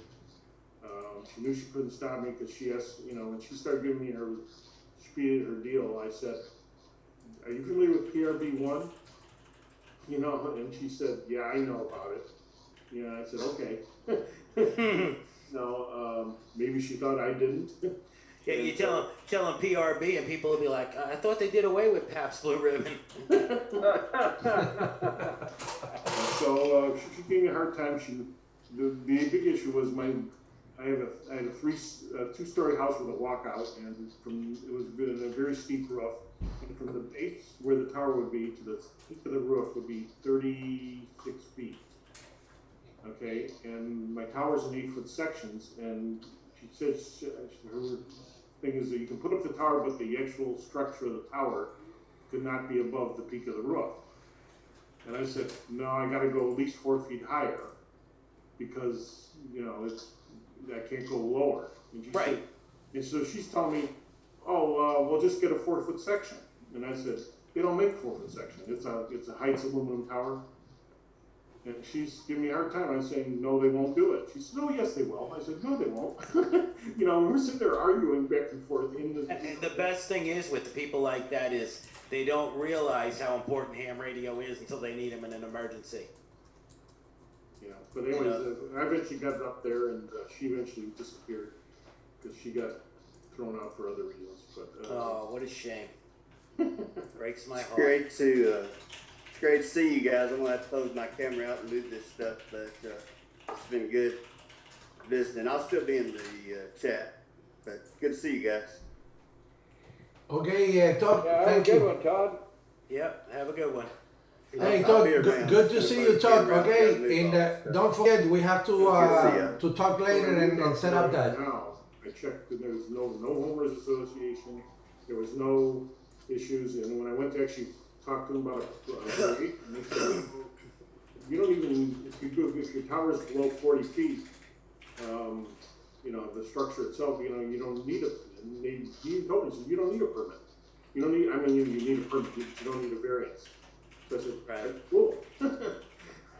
Yeah, I mean, like my brother and my sister-in-law, they live down in the south eastern corner of Georgia, just north of Jacksonville, Florida. And my sister-in-law was president on the homeowners association for a few years in this new development they live in. And they actually put a provision to allow for ham radio up to 20. It's primarily one-story houses, so they allowed it up to a maximum of 25 feet high. That's this good. way, people don't get freaked out when they have, you know, a 100-foot antenna in the back. But the tower can be no more than 25 feet high. But they did at least allow that, so people can at least enjoy it there. Well, they allow me to have my not tower, Unfortunately, but people don't learn what's called compromise. It's I want it this way, and you can't have it that way. That's the way it is a lot nowadays. It's a shame. It's a shame. Hey guys, welcome, Mr. Daniel. Daniel from Canada. Hello, Daniel. How you doing? Hey guys. Who's rousing me here? Hey Daniel, can you take your cold wind back up there from New York? No, you guys can keep it for a while. Although I don't know what it's today. Where's my phone? Oh, yeah, I'm using my phone. It's pretty cold. I think it's like minus 15 Celsius. So I think we're you know when they say we're all in this together? Well, literally we are today. Oh yeah. Today we're I think our high here today was 22. They're calling for a good 6 to 12 inches of snow starting Sunday night into Monday and Tuesday. Wow. Yeah, so I'm looking at doing another 36-hour shift at work, which Wow. is gonna be fun. We have 73 degrees over here. It's super cold for us, actually. Yeah, you see, better break out that. you see what I have? You better break out that winter parka. Man, we actually went today to Costco. We bought 2 pounds of chocolate, and 3 gallons of milk, and we're gonna make hot chocolate, you know, with milk. Tomorrow morning it's gonna be 65, so we're gonna be inside of the home. We're not gonna be allowed to go out. We're gonna have a nice 65. soup. We're gonna have a soup, you know, to warm up, and the beer is not allowed tomorrow. So I'm drinking from today, from tomorrow. Do you have a fireplace, Alex? I don't have a fireplace, but we're gonna turn on the oven, and we're gonna open the door, Yeah, and that's we're gonna. good. Just turn on the oven, blow out the pilot light. Yeah, well, that'll work. It cost you less money to bring your barbecue in and fire it up inside the house. No, because the barbecue, you know, it has the O2. How you call the CO2, the carbon monoxide. the CO2, and it can kill us. But the electric one, it doesn't matter. You know, the electric bill is very cheap over here. Yeah, Alex, you remind me of many years ago. I went to scuba diving off Fort Lauderdale, and I was out there with a dive master, and he was from I think he was from South America, whatever. And we were out there, and he's saying, "You sure you want to go out today? The water's a little chilly." And I said, "Well, what's the temperature?" He says, "It's like 78." I said, I said, "That sounds good to me." So we go out there. He's in a full suit. I don't know how many of you scuba dive, but he was in a full body suit. I'm in basically swim trunks and a t-shirt. Okay, and we're going down there, and you know we're diving for a while, and every few minutes he's going like, I don't know if you know scuba diving language. He's going like this. He's going like, you know, like this, and maybe that's, you know, saying, are you cold? And I'm going, no, good. Finally, after about 10 minutes, he goes. He was cold. He was cold. He wanted you to say, "Let's go," to get out of the water. That's crazy. He was in a full wetsuit. It's funny. You know, it's like the first year I moved. I was living in California for about 8 years, and the first year I moved out there, Christmas Eve, I'm walking around in shorts and a wife beater, and everybody's looking at me, and they're all bundled up like it's cold. It was like 68 degrees out, and everybody's acting like they're freezing to death. Well, you know, it's all relative. Yeah, hey, Alex, I gotta go. I gotta take off. Okay, Rick. Thank you, man. Alrighty, take care. We'll catch you next time. And remember to bring the new Q code for next one. Okay, we have to write it down and pass it on. Yeah. So how you say when you gotta go to the restroom? QPR. Okay. Quick personal relief. Quick personal relief. Okay, quick personal relief. And the one you used that I made up for you for your when you go get a beer. QBR. Is QBR, quick beer run. Quick beer run. Okay, I got him. All right, I'll see you next time. Take care. Take care, brother.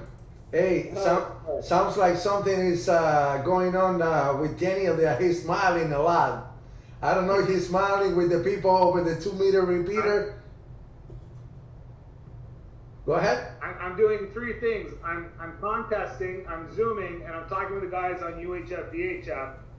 And I was calling a guy in Florida, and then the guy who's on the repeater with me, he's also calling the same guy. We realized at the same time, but he's got power and I don't. And I got through, and I was just making fun of him on the repeater. So good times. That's like the one night when I had I was testing out the 705, and everybody's calling Alex, calling him. I hit the 705 with 5 watts, and I hit him. Got through. Yeah. You call Alex?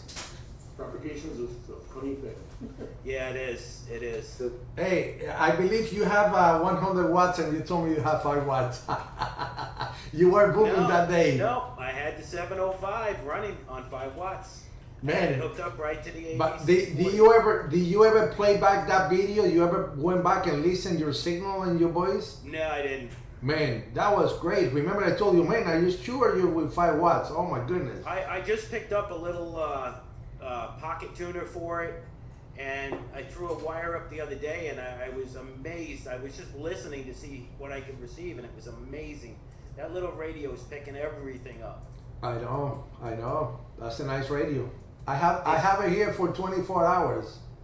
Yeah, the only thing I don't like is the fact that you got to switch antennas going between the HF and the UHF VHF. You know, because it's hard to find one that does it all. Wow. You know, like the 7100 has separate antenna ports on the back. This is all on one little BNC. That's the only drawback. Okay. Wow, nice. So, Paul, do you like the QSL car? Oh yeah. Like them both. Huh? I like them both. Yeah. Nice. I'll drop in the mail for you tomorrow or Monday. See? Hey, see? Eric has my QSL car too. Nice. Hey, you look all happy in that one. Was that before or after you told the wife how much you spent on ham radio equipment? No, I don't have to say. She can look at the bank statement. That's why you spend so much time on YouTube. Avoid the wife. Avoid the wife. If I don't see her, she can't complain about how much I spent. Nah, she's good. You know, she support me. You know, and my son, we both are ham, and my older son also a ham. And that's good. And she support us. You know, and she know that's the only thing that I like. I don't go out, you know, to drink outside and anything. I can drink a beer here just on the live stream, just to, you know, to make the thing more funny. But you know, I'm not like Daniel. Daniel have you know, super expensive radio and everything. My radio cost $100 and the antenna was $50. So I don't spend money on radios and antennas. You know. The antenna cost you what? It fell off the back of a truck. Yeah. Well, I was gonna say you look like a thug in this one, but I don't know. I believe that he actually paid $100 for the radio. I know some Cubans up here in New York that could get you that radio for less than $100. Oh my goodness, that's crazy, eh? Such a deal I got for you. Oh man. Now, you know, it is funny. I don't know if you saw what I did with the rotor. Do you saw what I did with the rotor? No, I saw the video of you putting it all up. No. Let me share that with you. Hold on 1 second. With the sticker. Yeah, I did see that before. Where? Today? Yeah. Okay. Yeah. That, I mean, I don't know if you like that idea, but I believe it's great because it's right in there, and that area was empty, and when you look at it, it was nothing to see over there. Now I look at it and I see my call sign, my logo right there, and it looks great. Hey, personalize it. But I got these, which is the, how they call that? Okay. You see what they're gonna do is someday when your kids sell your equipment, somebody will find that at a ham fest and say, wow, this is a famous piece of history. This thing's been on YouTube more times than everyone else. Okay, you see that? Yeah. This is actually a thing that you can customize, and it's only $15. And you can put it on your router, and you have the entire Earth right there, the map.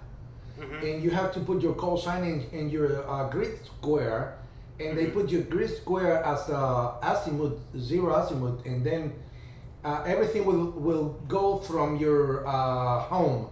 So when you install that, you're able to point to everywhere just looking at the map. You know where you're pointing. You know what I mean? Hey. And I think it's great for $15, including the shipping. It's amazing. You know, click on call sign on QTH information and enter your call sign. So I believe it's pretty neat. It's pretty nice. Yeah, that is very nice. You can I want a roll of those little stickers though, because the next Hamfest I go to, I'll stick them all over the place. Get the word out. Yeah. Advertise. They're More gonna advertising. they're gonna call me the next day and say you're gonna pay me for cleaning my my window. No, you know what?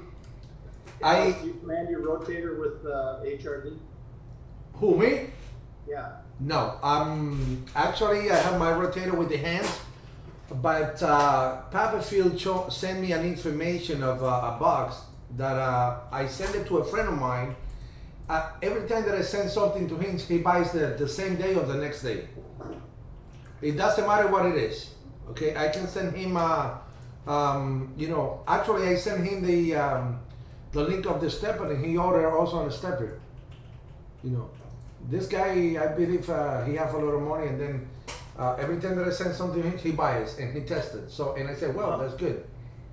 Yeah, so I just, in the add log entry on Ham Radio Deluxe, I put in the call sign, it shows me the azimuth. I just click on rotator and it turns my antenna automatically. Yeah, but you have to have or 2800 rotor, which is already with the interface inside, or in my case, I have the 800 DX8. So I need an interface, a box, who will interface between the rotor and the computer. Okay, with the USB cable and the 6-pin DIN, whatever they call. I'm right, Phill, right? Well, it's an 8-pin DIN connector on the back of the rotor. Mine is. And it goes to your computer. Yeah, and so I bought a cable. When I bought the little box, I bought the cable that matches my rotor. And then there's different options. You can have either get a USB one, or one with the Ethernet, or one with both. I got both. So I can plug it in to my USB port, or it's also on my network, so I can remote it. So I can actually operate it remotely. So if I'm, and then Ham Radio Deluxe talks to it through the virtual COM port. Okay. On the Ethernet. So I've got the Ham 4 rotator and the high gain DCU3 digital control unit. Okay. And it plugs cable right in the back of the antenna rotator control unit. So as soon as HRD says here's the heading, I just click on rotate and it turns the antenna. Yeah, but I was reading about the thing, and they say that's having trouble to synchronize the rotor with the box in the program. Is that right or not? Not for me. There's a utility that came with mine that you set up, and you tell which rotor you have where else, and then you run it all the way to one end, click one thing, run it all the way back the other way, click it again, so it sets the pulse. Yeah.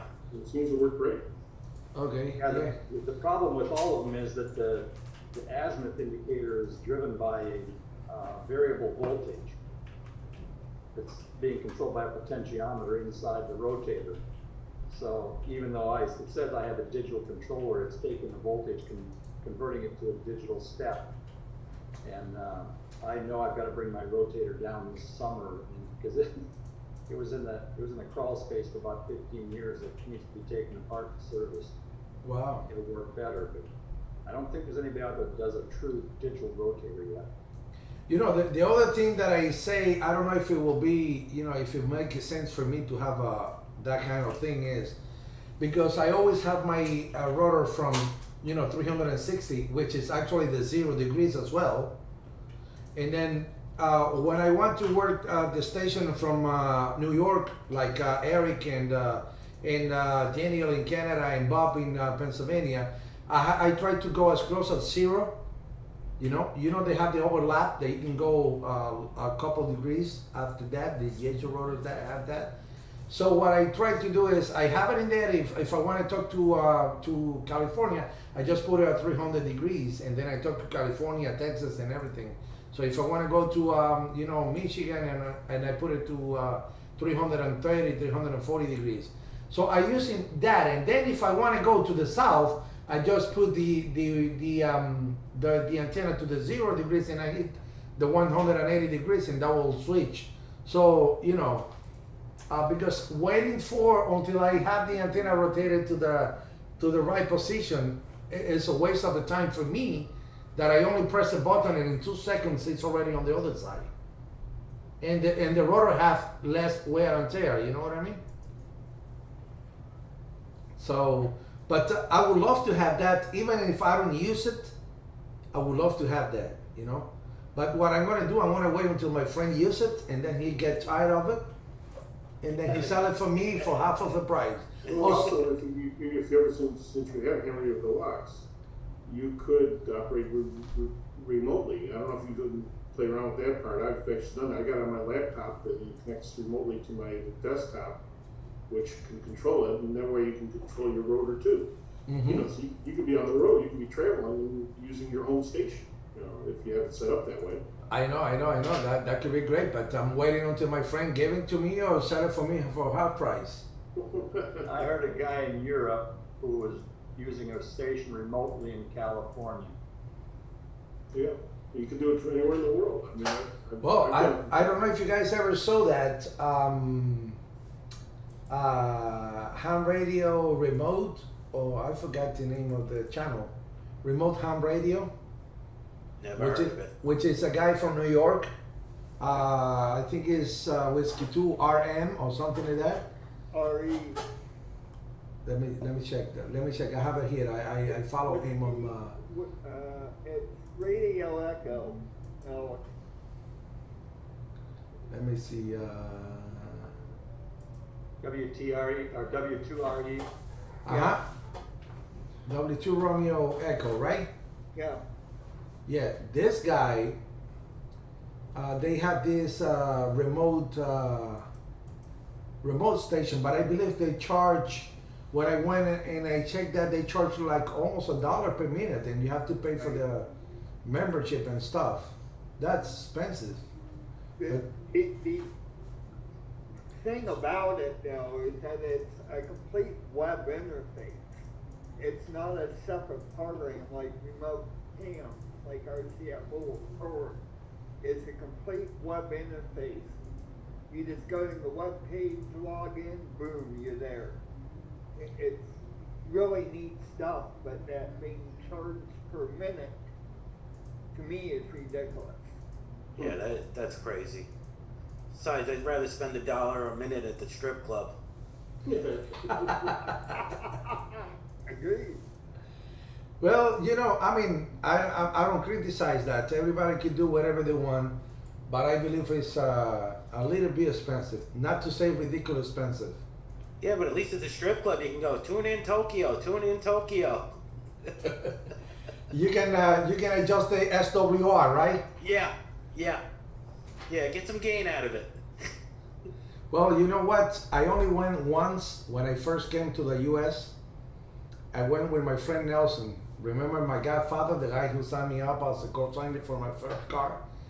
He drove me one day and we went there, and when I saw it, I said, oh my goodness, we went into the strip club. And after that, I never went back anymore. Not because I can go, but I don't see, you know, that is something. But like you say, if I have to spend the money on that, rather than that, I can go there, right? Yep. Gotta go, guys. See you next weekend. Take care, Paul. Hey, thank you, Paul. Thank you for the information, and I'm happy that you received the car and you like it. Yeah. And one question: you want me to send you one of these, or one of these and one of these? Oh no, I'm fine. You sure? I can send you one. Yeah, I know you can, but I don't need one. I Okay. got enough stuff in my house. Okay, that's great. I'll start shipping my stuff to you. That's great. Send it over here. I still have a lot of room right here. Yeah, okay. Thank you, Pablo. Okay. Take care. Adios. Bye. So, I got a question for you. Your amplifier, can the control on that be remoted or not? Who? My amplifier? Yeah. No. It can be a remote controller, but I believe the next step, the next amplifier that he's gonna make, you can you know, remote control that one on the Because, next one. Because the setup I have, I would love to be able to put the actual amplifier in the basement, below where I am, and be able to control it from up here. That'd be a big selling point. I mean, to turn on and turn off, you can do it now, but like I say, if you have the amplifier and you switch band on the radio and you talk, it will switch. You don't have to touch the amplifier. So it's all automatic. It's all automatically. Yes. Yeah, I mean, we'd be able to switch antennas and all that stuff. No, you don't have to switch the antenna. The amplifier has, you know, 3 antenna ports. So you can have 3 antennas, and wherever you go to that band, if that antenna is set up to that band, it will switch to that antenna automatically. You know what I mean? Okay, but it's nice to see that display so you can see how things are working. The only thing that you cannot do is turn on and turn that off automatically. You know what I mean? But the rest, everything is pretty much automatic, and you have all kind of protection. For example, I don't know if you notice on my live stream that I'm in one band, and now it doesn't happen to me because I set up a limit on per band of my radio that I can adjust that on my radio. But if I overdrive the amp, it will trip. It will give me an error. You saw that once in a blue moon, right? That happens to me because I'm in one band, or I put more power and I didn't realize that I put too much, and then when I talk, it will beep, beep. Or if it's a lot of SWR, for example, when I switch my antenna to the 300 degrees, the SWR goes above 2. Okay, if I go to any other place, is 1.1. But when I go there, in order to avoid that, I have to go and create and modify and do something on the antenna and put it 1.0. I can do that, but like I say, it's only on a piece of thing like this. I'm not going to change the controller. I'm not going to do it. I'm just going to avoid to do that, and what I do is I lower the power a little bit, and that will work. You know what I mean? So you think he may be coming up with a remote version now? Yes, I told him that, man, you should do a remote version, because my idea, and you know, in the future, when we have better propagation, is you know, I wanted to be on the car, and I actually have okay, remember the Bluetooth that have the PTT for the for this radio, for this one. This one come with a Bluetooth PTT. You know that, right? Yeah. Okay. It happens that I set up that with my Android phone. Okay, that's right. And I set up that Bluetooth PTT with this cell phone, and I use Cello or Cell, whatever the walkie-talkie app. No. And when I pressed that, it was working, and it came my idea. Well, if that worked with Cello, that would work with the remote, you know, remote hand.com, and I don't have to take even the phone or anything, because I have the speaker on the, you know, the Bluetooth of the radio. But I was thinking, oh, how I can connect the radio, I mean the cell phone to the radio, to the car, and how I can connect that Bluetooth to the application on the phone. And it wasn't possible. I had to either use one or another one, you know. But that could be good, because sometimes you don't have to. What I came through the idea is that I can get the auxiliary cable, plug that into the Android phone for the audio. You know what I mean? And then the audio was going to my car through the auxiliary port, and then I can use the Bluetooth to activate the PTT on the remotehand.com, the RC4 client software that I have to control my radio, and that will fix the problem. But I will love to have an amplifier that I can have it, and I can turn on and turn off, you know, from an application on the phone. You know, so that could be pretty neat. Speaking of Bluetooth stuff, you know, I've got an ICOM ID 5100 in the car, and it's got with the Bluetooth and control from your smartphone.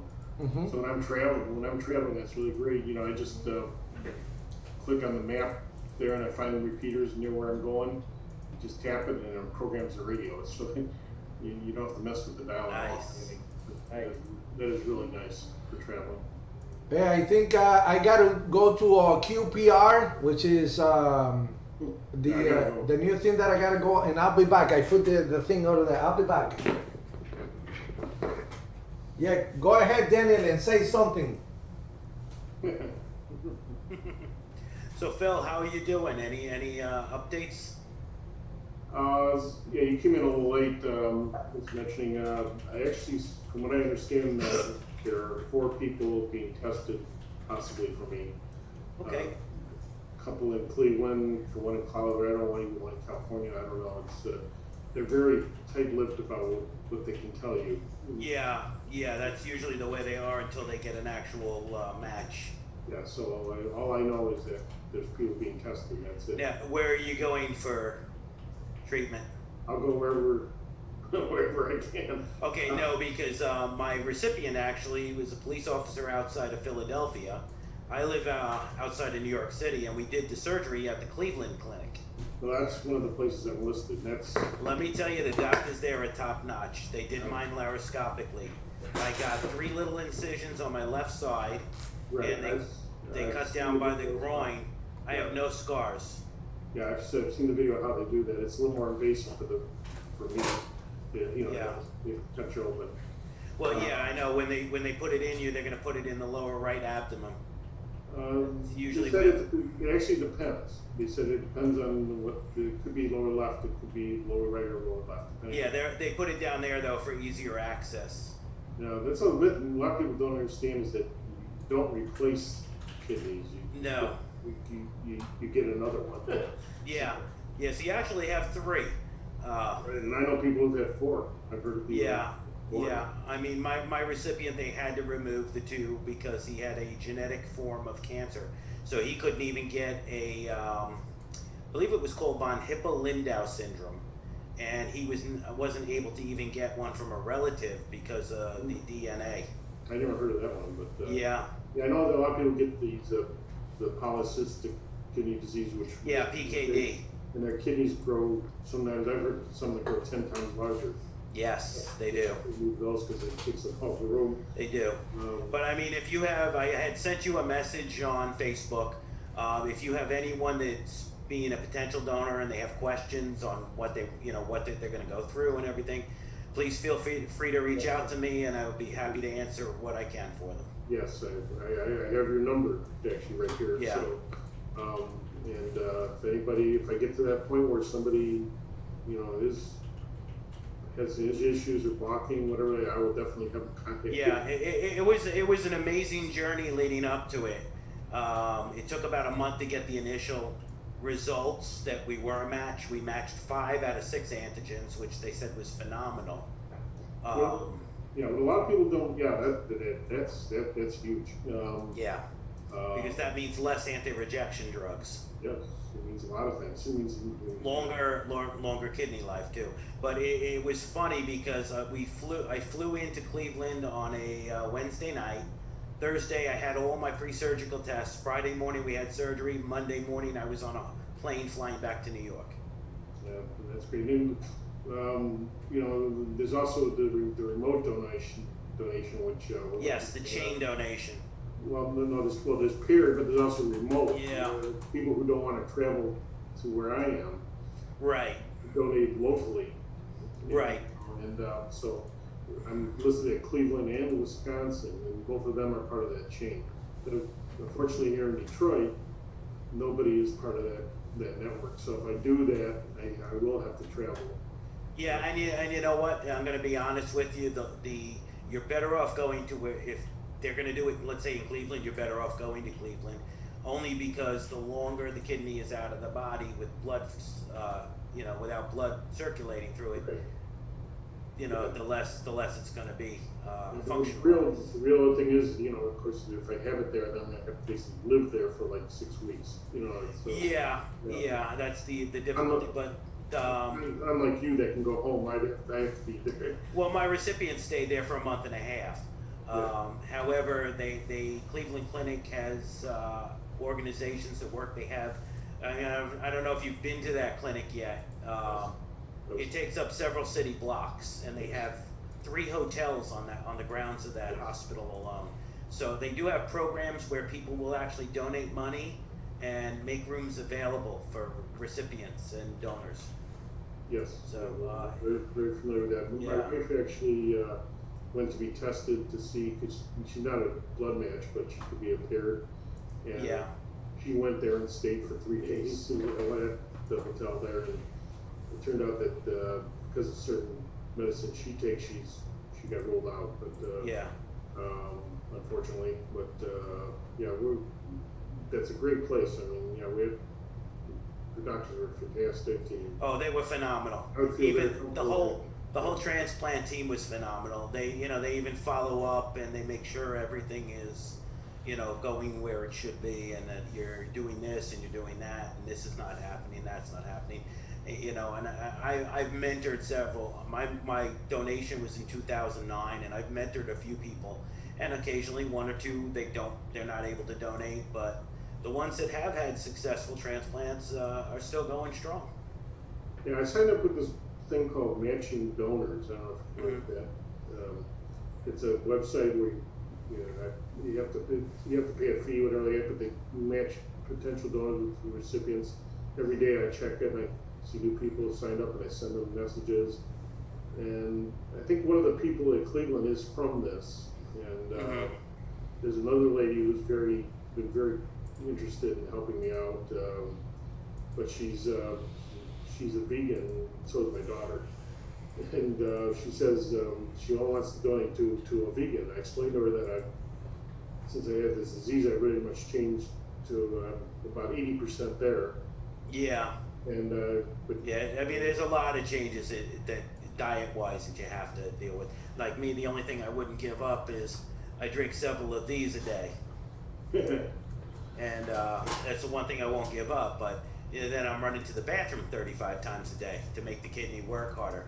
But I mean, my creatinine level is down to anywhere from 1.2 to 1.5. So my doctor's. I dream about that. Mine's over 5. Wow. Yeah. My GFR is 9. Wow. So yeah. I'm getting closer and closer to dialysis every day. So. Yeah. But I mean, I wish you the best of luck, and if there's anything I can do, I appreciate it. Please reach out. I see Alex is back. Do you got a cold beer at least, Alex? Oh yeah, I got him right here. Okay. Yes, man. But that's the last one, because I think my tongue start to being funny, Well, you look happy. Yeah. Yep. Yes, I am. All right, I have to go, guys. So. Hey, thank you, Phill. All right, Phill. Take care, Phil. Catch you guys on. Take care. And Phill, I wish you good luck in whatever I can do to, promote your video, to make the people aware of your case.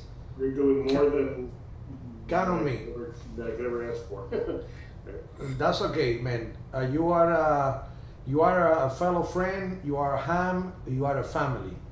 So whatever we can do for you, you do the best thing for your family. That's what I'm doing here. I'm doing nothing extraordinary. Just doing that for you. Thank you. All right. See you later. Take care. Take care, Phill. So, well, Bob, tell me now something, Bob. You're being shy and on the background. Tell us something. What are your plans? And what is that nice background that you have right there? You have a green screen? Yeah, it's my alma mater. I'm from this college. Okay. University. Okay. Yeah. So what are your plans? Tell me what you plan to do. You want to do a live streaming while you calling CQ, or you're gonna rock chewing? What you want to do? I'm gonna play with this, see where it goes. Start myself using just do some live stream on call CQ and see who I can get.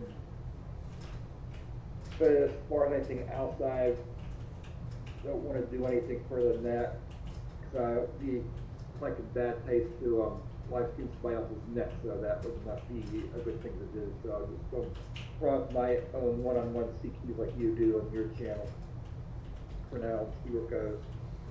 And I also plan to put some, because of the Aries East, we also plan to put some training videos up too as well on my YouTube channel for people to look at. That's great. That's great.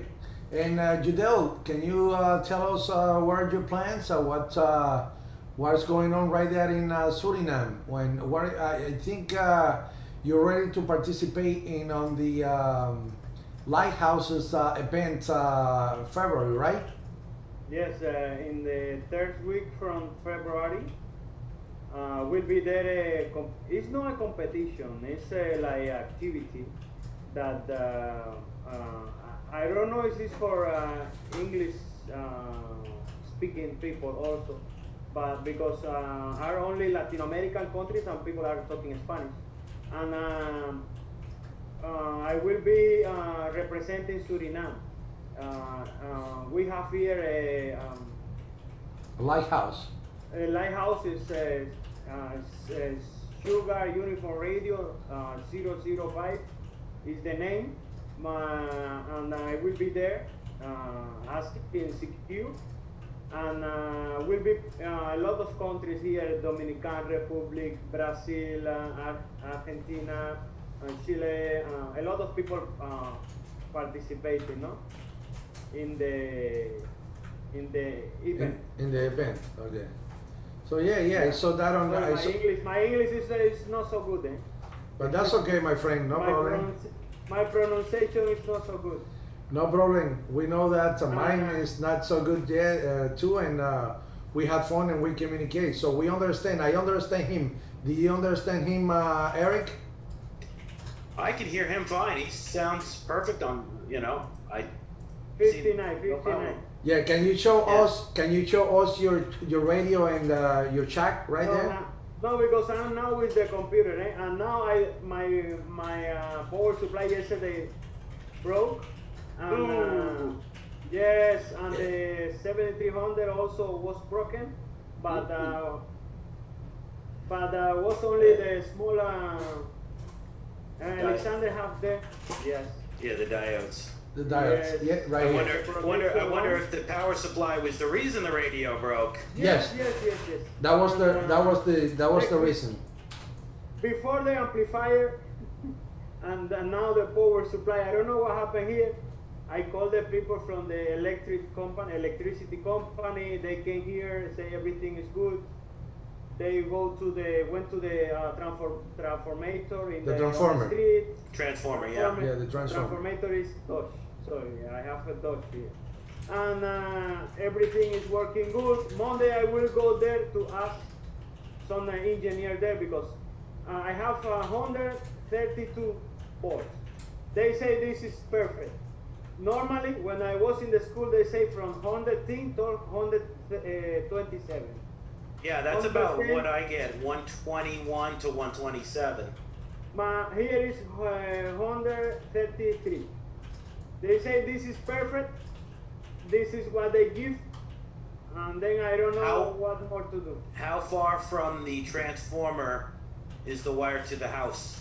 I don't know in feet, in meters. No, tell me meters. Tell me meters and I will transfer. 50 meters. 50 meters. We're talking about 120, 150 feet. Yeah, that's about the same as I have, and I have the highest I've ever seen. Mine is 120. They have been here. How is the it almost sounds like you have 220 service also coming in, right? Two phase. No, I have only 110 in my house. Only 110. Okay. Yes. Okay, also in the hospital, I work in the hospital with medical equipment. Yeah. I was there with my tester or multimeter. It almost sounds like a bad neutral. Yeah, sounds. The only thing I can think of is a phase bleeding over from the other phase. If you have a bad neutral somewhere in the house, bad ground. I don't know if this or it's a coincidence that the two things. Right. No, what happened is he needs to go to Guanabacoa in Cuba. And my neighbor, you know what happened, Eric? He needs to go to Guanabacoa in Cuba, which is a guru place, You go No, I there. don't believe in this thing. You go there and you clean your body, you know, because what he happens is a bad thing around him, you know. Yakala, Boy, yakala. These days, You my see, love. see, I'm gonna pop off screen for a second. I'm gonna show you what I got here. Yeah, you speak Spanish pretty good? You know? See, I put this together with the power poles, Okay. and it has a USB and a lighter plug on it. It's a 35 amp hour lawn tractor battery. Wow. And I have that hooked up to my power supply with a voltage gate, so that the power supply goes into the battery and then the battery goes into the radio. And I've noticed it keeps my radio smooth. If I get a power surge or anything, the radio stays at 13 volts. That's a smart idea. Udell, you should consider to get that. So I don't think. No, I want to buy a stabilizer, no? A stabilizer is English? Stabilizer, sorry, a stabilizer. Yeah, that is Stabilizer. basically what it does. For the radio and the power supply, because for the amplifier I have a transformator. Transformer. Transformer is no transformers. Uh-huh. Or is transformator? No, transformer. Okay, to convert from 110 to 220. But this one is special. I have a lot of tag where you can select 220, 230, 240, and it will put this in the lower. Right. Okay, Ariel is there. Ariel, he speaks Spanish. If you want to talk to him in Spanish, you can. He's Cuban, you know. I was born in Cuba, but I'm not Cuban more. I'm from Suriname. I speak Dutch. Oye, Surinam, la corriente de allá, como está cogiendo 130 y 137 y a 140. 133. Okay. Tiene que ponerle un elevador. El elevador lo que te va a tener, te va a mantener la corriente de 106 a 120. Te la mantiene ahí. No importa que ellos te manden 160, 180. Siempre te la va a mantener ahí porque te va a elevar la corriente. Eso se usaba mucho en Santo Domingo, especialmente los radioaficionados, le ponen elevadores. Pero que tenés cuidado también porque a veces los románicos, el sonido se transmite en radio, que tiene que tener buena tierra. Yo nunca he tenido problemas aquí en mi casa con ningún equipo, TV o refrigerator o never. But now, pero con un elevador. Well, I think no, the. pero es que tengo 133. Hey, Judel, I think the smart idea is what Eric has. You buy, a battery, and you put it on the box or whatever you want to put that, and you have the power supply charging the battery, and then from the battery to the radio. That will be the safest thing. If something happen, the power supply can fail, but the battery is not going to fail. The battery never is going to give you more. You see? Yep. Forward change. Okay. Output, battery. Okay. So Eric, if you can send me that to my email address, I will. It's called Power PW Chinsui Power Path F-1006. I think I got this through. What are you charging the battery? Okay, so power supply comes off of my 30 amp power supply into here at 13.8 volts. Then the output goes to my 7300, and then the battery goes to my 35 amp hour 12 volt battery. So even if if the electricity in the house goes off, everything stays on. There's no waiting for the radio to reset. It's uninterruptible. So you're using it as a UPS. Okay. Yeah, it's basically it's doing that. It's maintaining the battery. And the nice thing is I have all kinds of adapters for that box because I have the USB and the power poles on it. I can plug all kinds of devices in, and So for him, in his case, he'll still be in the same boat because then now his power supply, when it goes out, granted, the radio still run, but now you just lost your power supply because of its voltage. Right, but you know what I did too, and I'll show you this. But in those type of countries, you have to use a transformer that what it does is it keeps the voltage, no matter what they feed you, Right. 130, 140, Right, whatever. it stabilizes. It's stabilized, so yeah, Right. a stabilizing transformer. I use one of these when I'm not using the radio. This one's a little beat up, but it's a 3 amp battery charger maintainer. And I keep this and I cut the end off and I put the power poles on it. Trickle charger? Yeah, and I plug that in and it keeps the battery charged when I keep the power supply off. And I mean, I've run the 7300 on that battery with minimal transmissions, but listening more than anything, like during Tropical Storm IIIS this year. I was without power for 3 days, but I was able to listen to the radio for 2 of those days. What part of New York you're from? Long Island. Oh, okay, so I thought you were upstate. No, I'm on Long Island. I'm in Nassau County, so I'm about maybe 18 to 20 miles from Manhattan. I'm originally from Brooklyn, Williamsburg. Okay, I'm in Levittown. Now I'm in, what they call this, the Mouse. I'm in beautiful Florida, Sunshine State, there you go. Yeah. So Ariel, you're in Florida? Yeah, I'm in Kissimmee. Oh, you're in Kissimmee. Oh, wow. Yeah. I was there the other day. I was in Kissimmee and I went to Burlington, to the West Coast. Okay. Nice. So, Véale, yo sé un poco, no mucho, pero sé un poco. ¿de qué? What he said.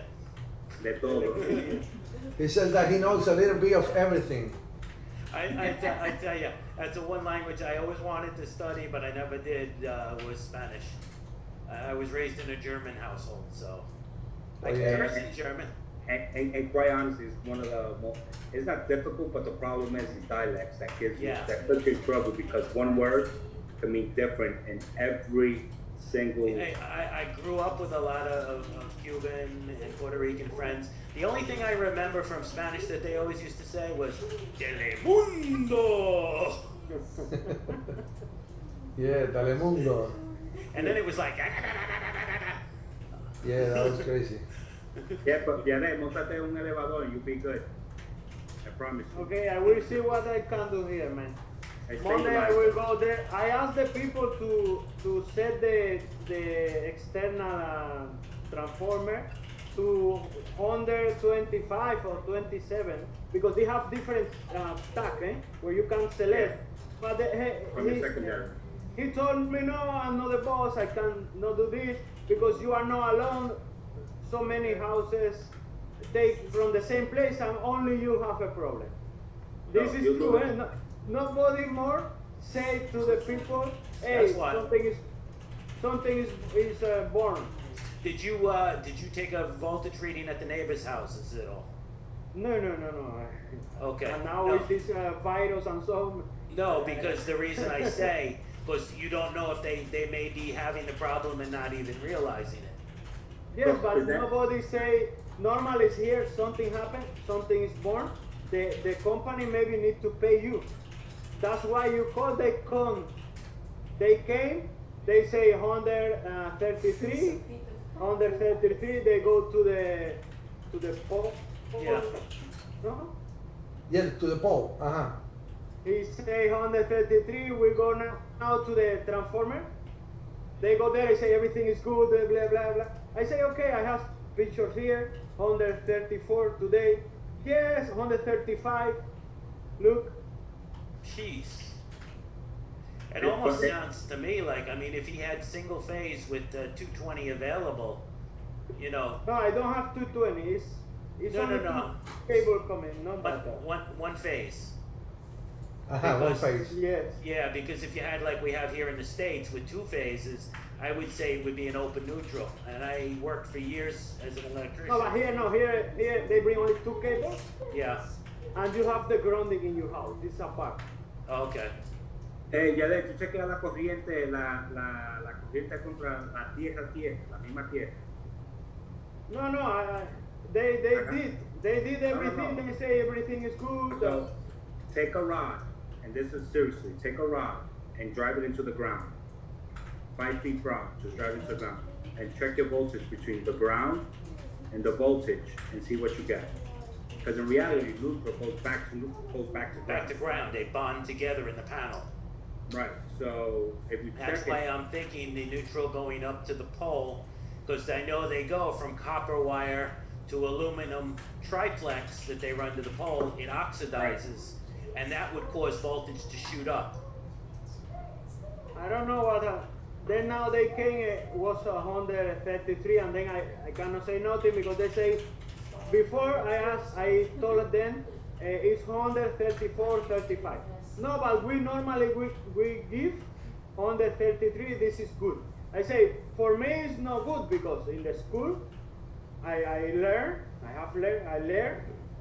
that was till 27. So this is too much. No, here we do this and blah blah blah blah.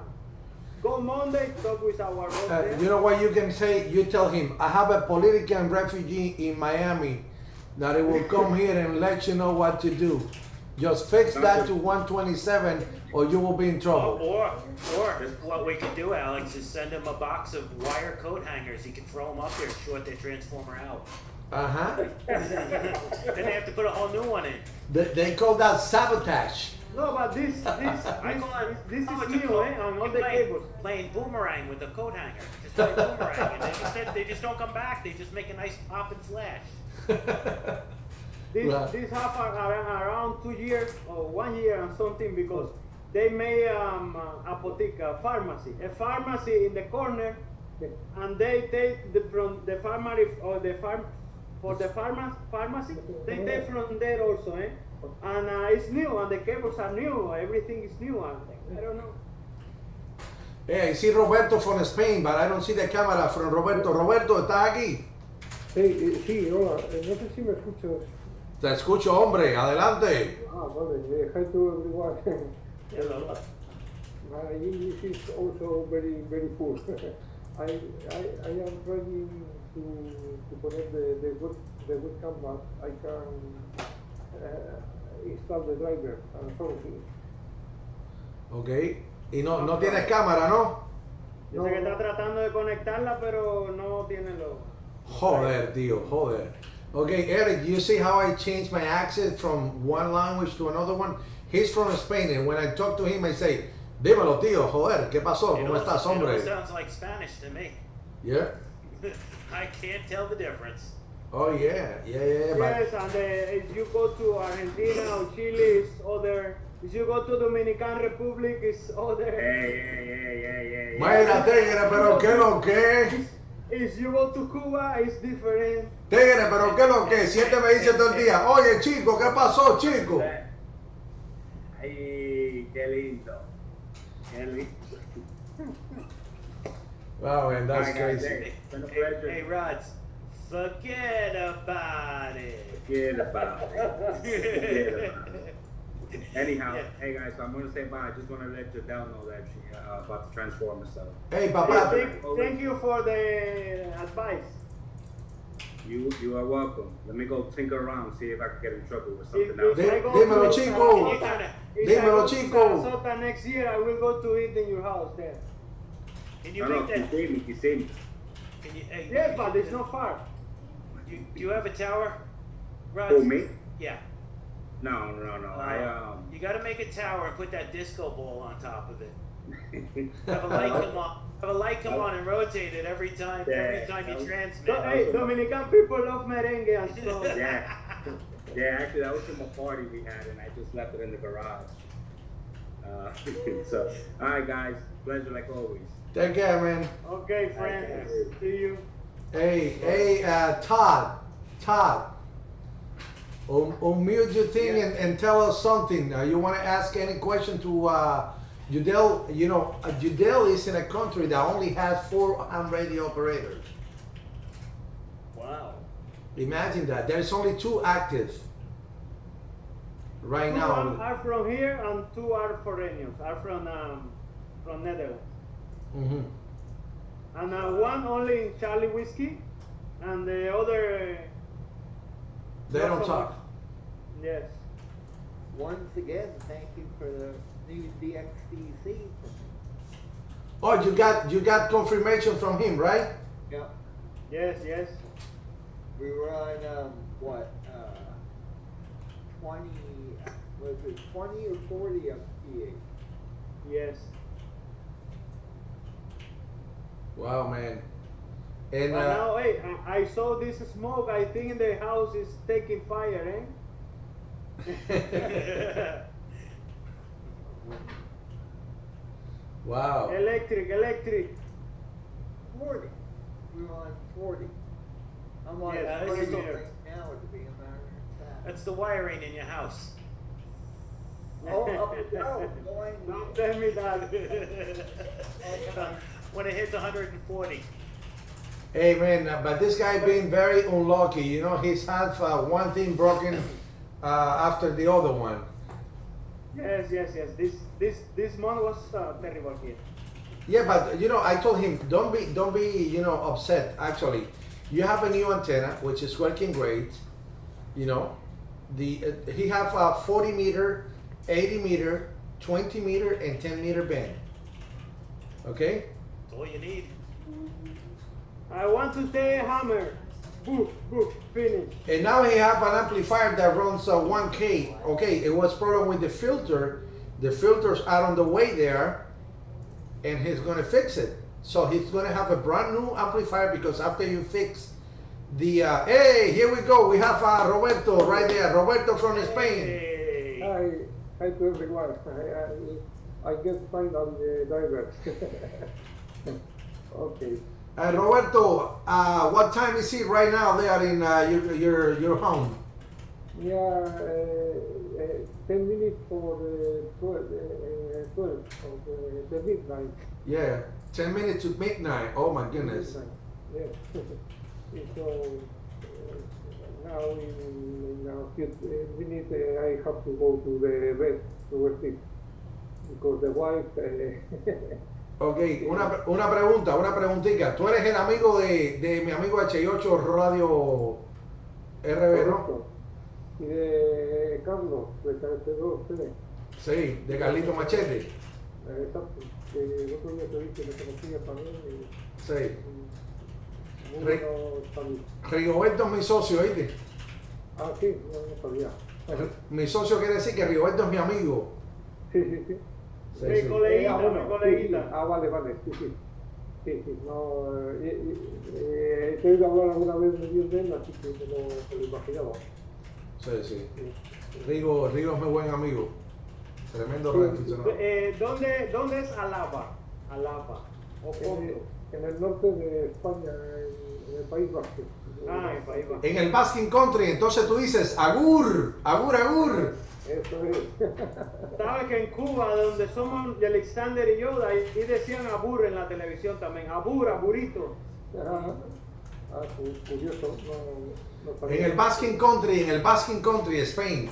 Okay, Eric, Todd, and Bob. This gentleman, he's in the northern part of Spain, and they call it's the Basque Country, which is the Basque people. You know, they're Spanish, but they claim that they're, you know, another people. That's something to discuss.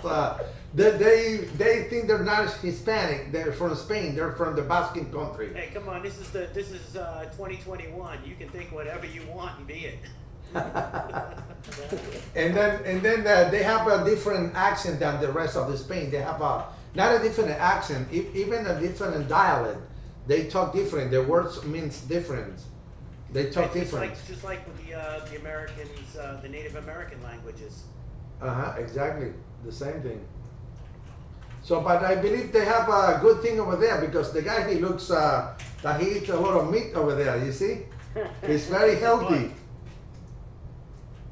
He's very healthy.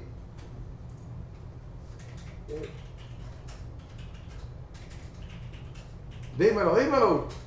Ay, pues a veces se me corta el audio. I have a problem with my audio. Okay.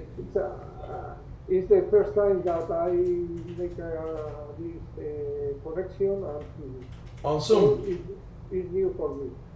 Okay, that's good. We all start one day, man. I just did it today.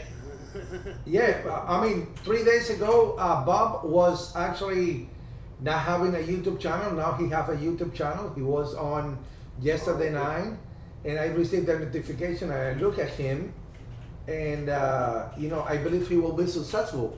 I mean, the next time you will be more comfortable, and the other time you will be a master.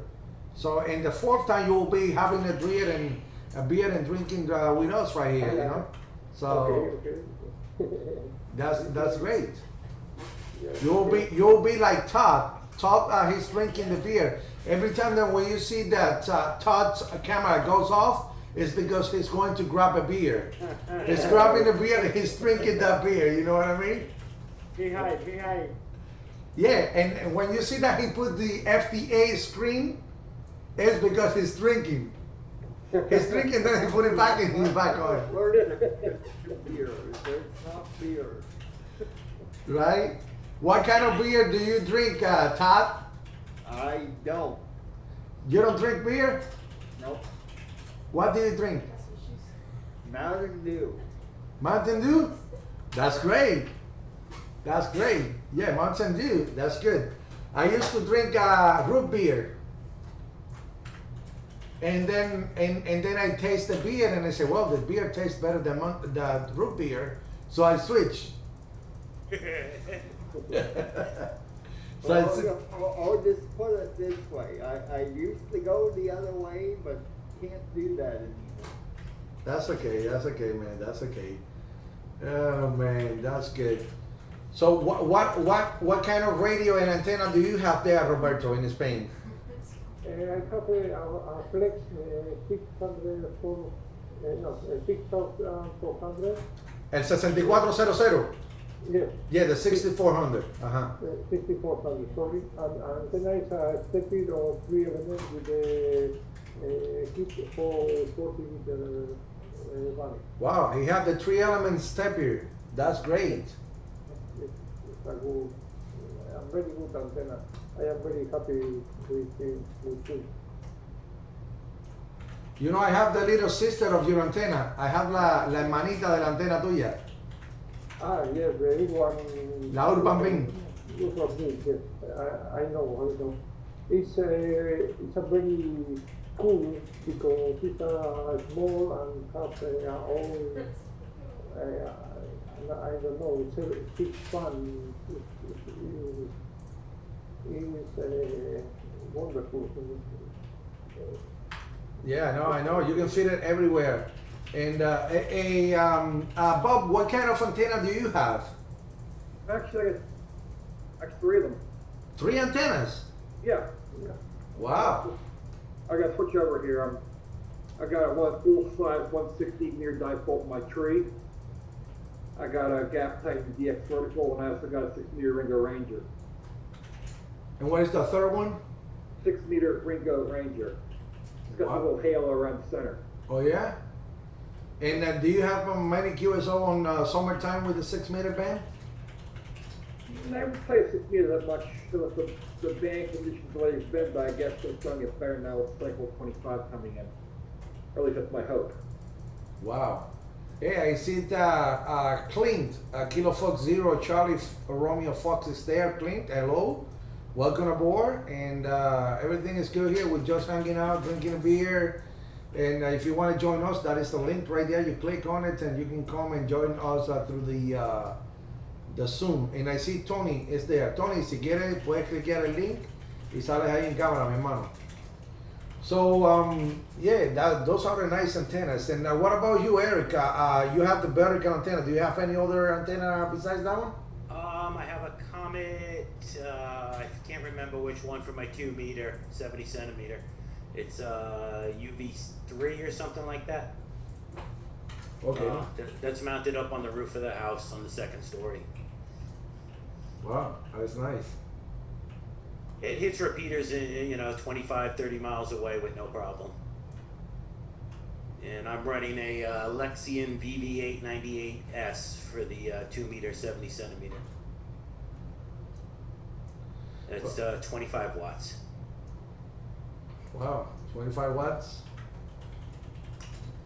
Okay, that sounds good.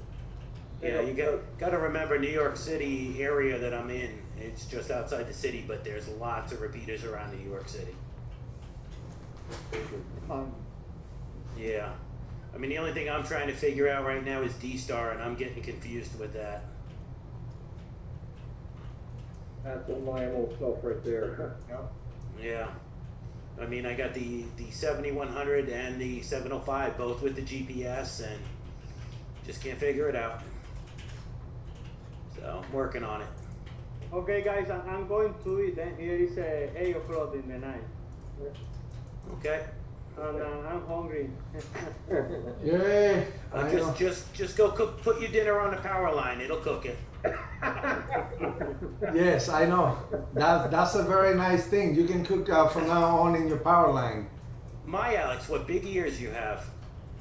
Huh? Look No. at the picture.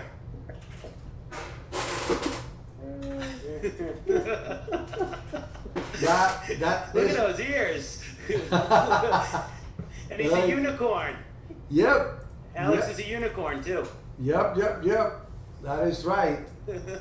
Perfectly photo Oh man, you got me.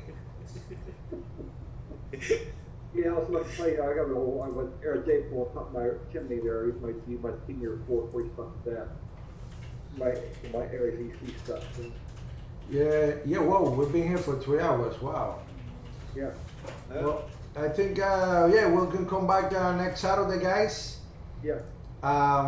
Thank you so much for being here. Thank you, Todd. Thank you, Eric. Thank you, Roberto.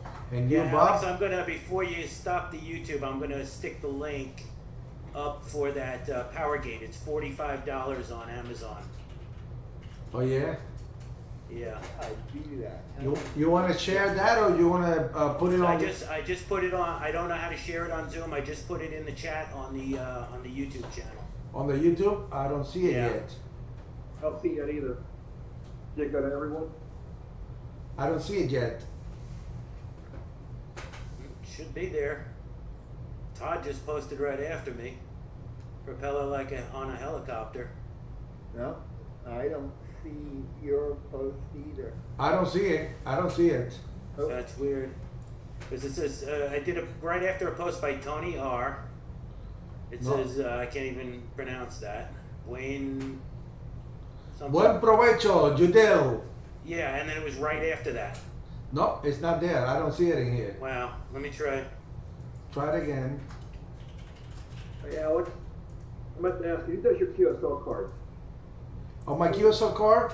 Well, some of the QSL card I made it in Lima Zulu 1, Juliet Zulu, but it took me almost 3 months to get it. So I'm sorry. I just wrote try this. Did it come through with that? No. That's weird. Do If it's something. not- You wanted to share that here in the chat of the. In the chat here. Okay, let me see. How do I? On the chat. At the bottom. Oh wait, hold on. Yeah. Let me try that. Okay, wait. I did it on the YouTube. Okay, now. There Here we we go. go. There we Okay, go. that's the power path I use. Okay, and now I'm gonna do this. And now you can see it there. I don't know why it wasn't, but you can see it there, right? Yeah, YouTube's probably upset because they didn't get their little piece of the pie. Well, it's right there. The link will be right there, and I'm gonna send it also to Udell. You know, Yeah, that is and that's then amazing. I just bought it was about $75, the 35 amp hour lawn and tractor battery they have for the solar kit from Harbor Freight. You hook it up with that, and then hook your radio up to 30 amps. I don't know if it's going to do as linear with only 30 amps, but it'll at least protect the radio. Yeah, that's the most important access that he have, especially that it was a headache to send that over there and get it out of custom. Right. And all I that mean, stuff. you can blow an amp out, but at least if you still have the radio's got enough power to be on the air. Exactly, and that's what happened to him. He blew out the amp, and then he was able to talk to me with his radio the other day. All right, guys. Well, thank you very much. Thank you, Todd. Thank you, Eric. Thank you, Bob, and you for Roberto, having us. and every one of you guys. Thank you. I'll be here tomorrow. Maybe if there is no contest, I will, find an empty space. Maybe in 17, which is actually not the band that is for the contest. So I'll be on 17 tomorrow, calling secure like always. Check me out there. Try to talk to me, and we could do this next Saturday. And let's see for next Saturday we can have something that we can show. Something that some events that you guys do. Like if you do something that you think is interesting for us, that'll be pretty neat. I know Todd. He's always doing new things. Todd, if you have something that you think it will be good to sharing us next Saturday, that would be great. And we can ask you, questions and stuff. I can share my goat kit next week. What? I'll share my goat kit next week. Okay, that's good. That's good. You go kick. Another one. That's great. And can you explain us how you made that gut key, right? Yeah. So you say I bought this in, for example, like he says in Harbor Freight, right? Eric said he bought the box in Harbor Freight and this and there. So you tell us, and then we can. And if you have the links for the parts that you bought, it's better that you share to us, and then we can put it on it, and the people can buy it. Because believe it or not, so this video, it could be 10, 12 people now watching. But if they replay that later on, somebody can get benefit from them. That's great. All right, guys. So thank you so much. Have a good night, and I'll see you tomorrow. Yeah, one. Does your QSL card? My QSL card. Okay, from Lima Zulu, 1 Juliet Zulu. But I have the other one, the one that I like the most, the other one. Which is made by Victor Echo 3 Oscar Charlie, B3 Oscar Charlie. Free from Canada, okay. Yeah, he's in Canada, is close, and he have a very good quality QSL card. I think Todd received my QSL card. Todd, can you show him my new QSL card? You see, it's right there. That's the one that I got from Canada. Very nice. Yeah, very nice, Chuck. Uh-huh. So mine, the Ukraine. Yep. All right, guys. Thank you so much. Have a good night. Thank you for being Good here. night. Take care. Tuesday, Alex. Hey, thank you, Todd, and all the guys right there, Tony, and all the guys that are watching.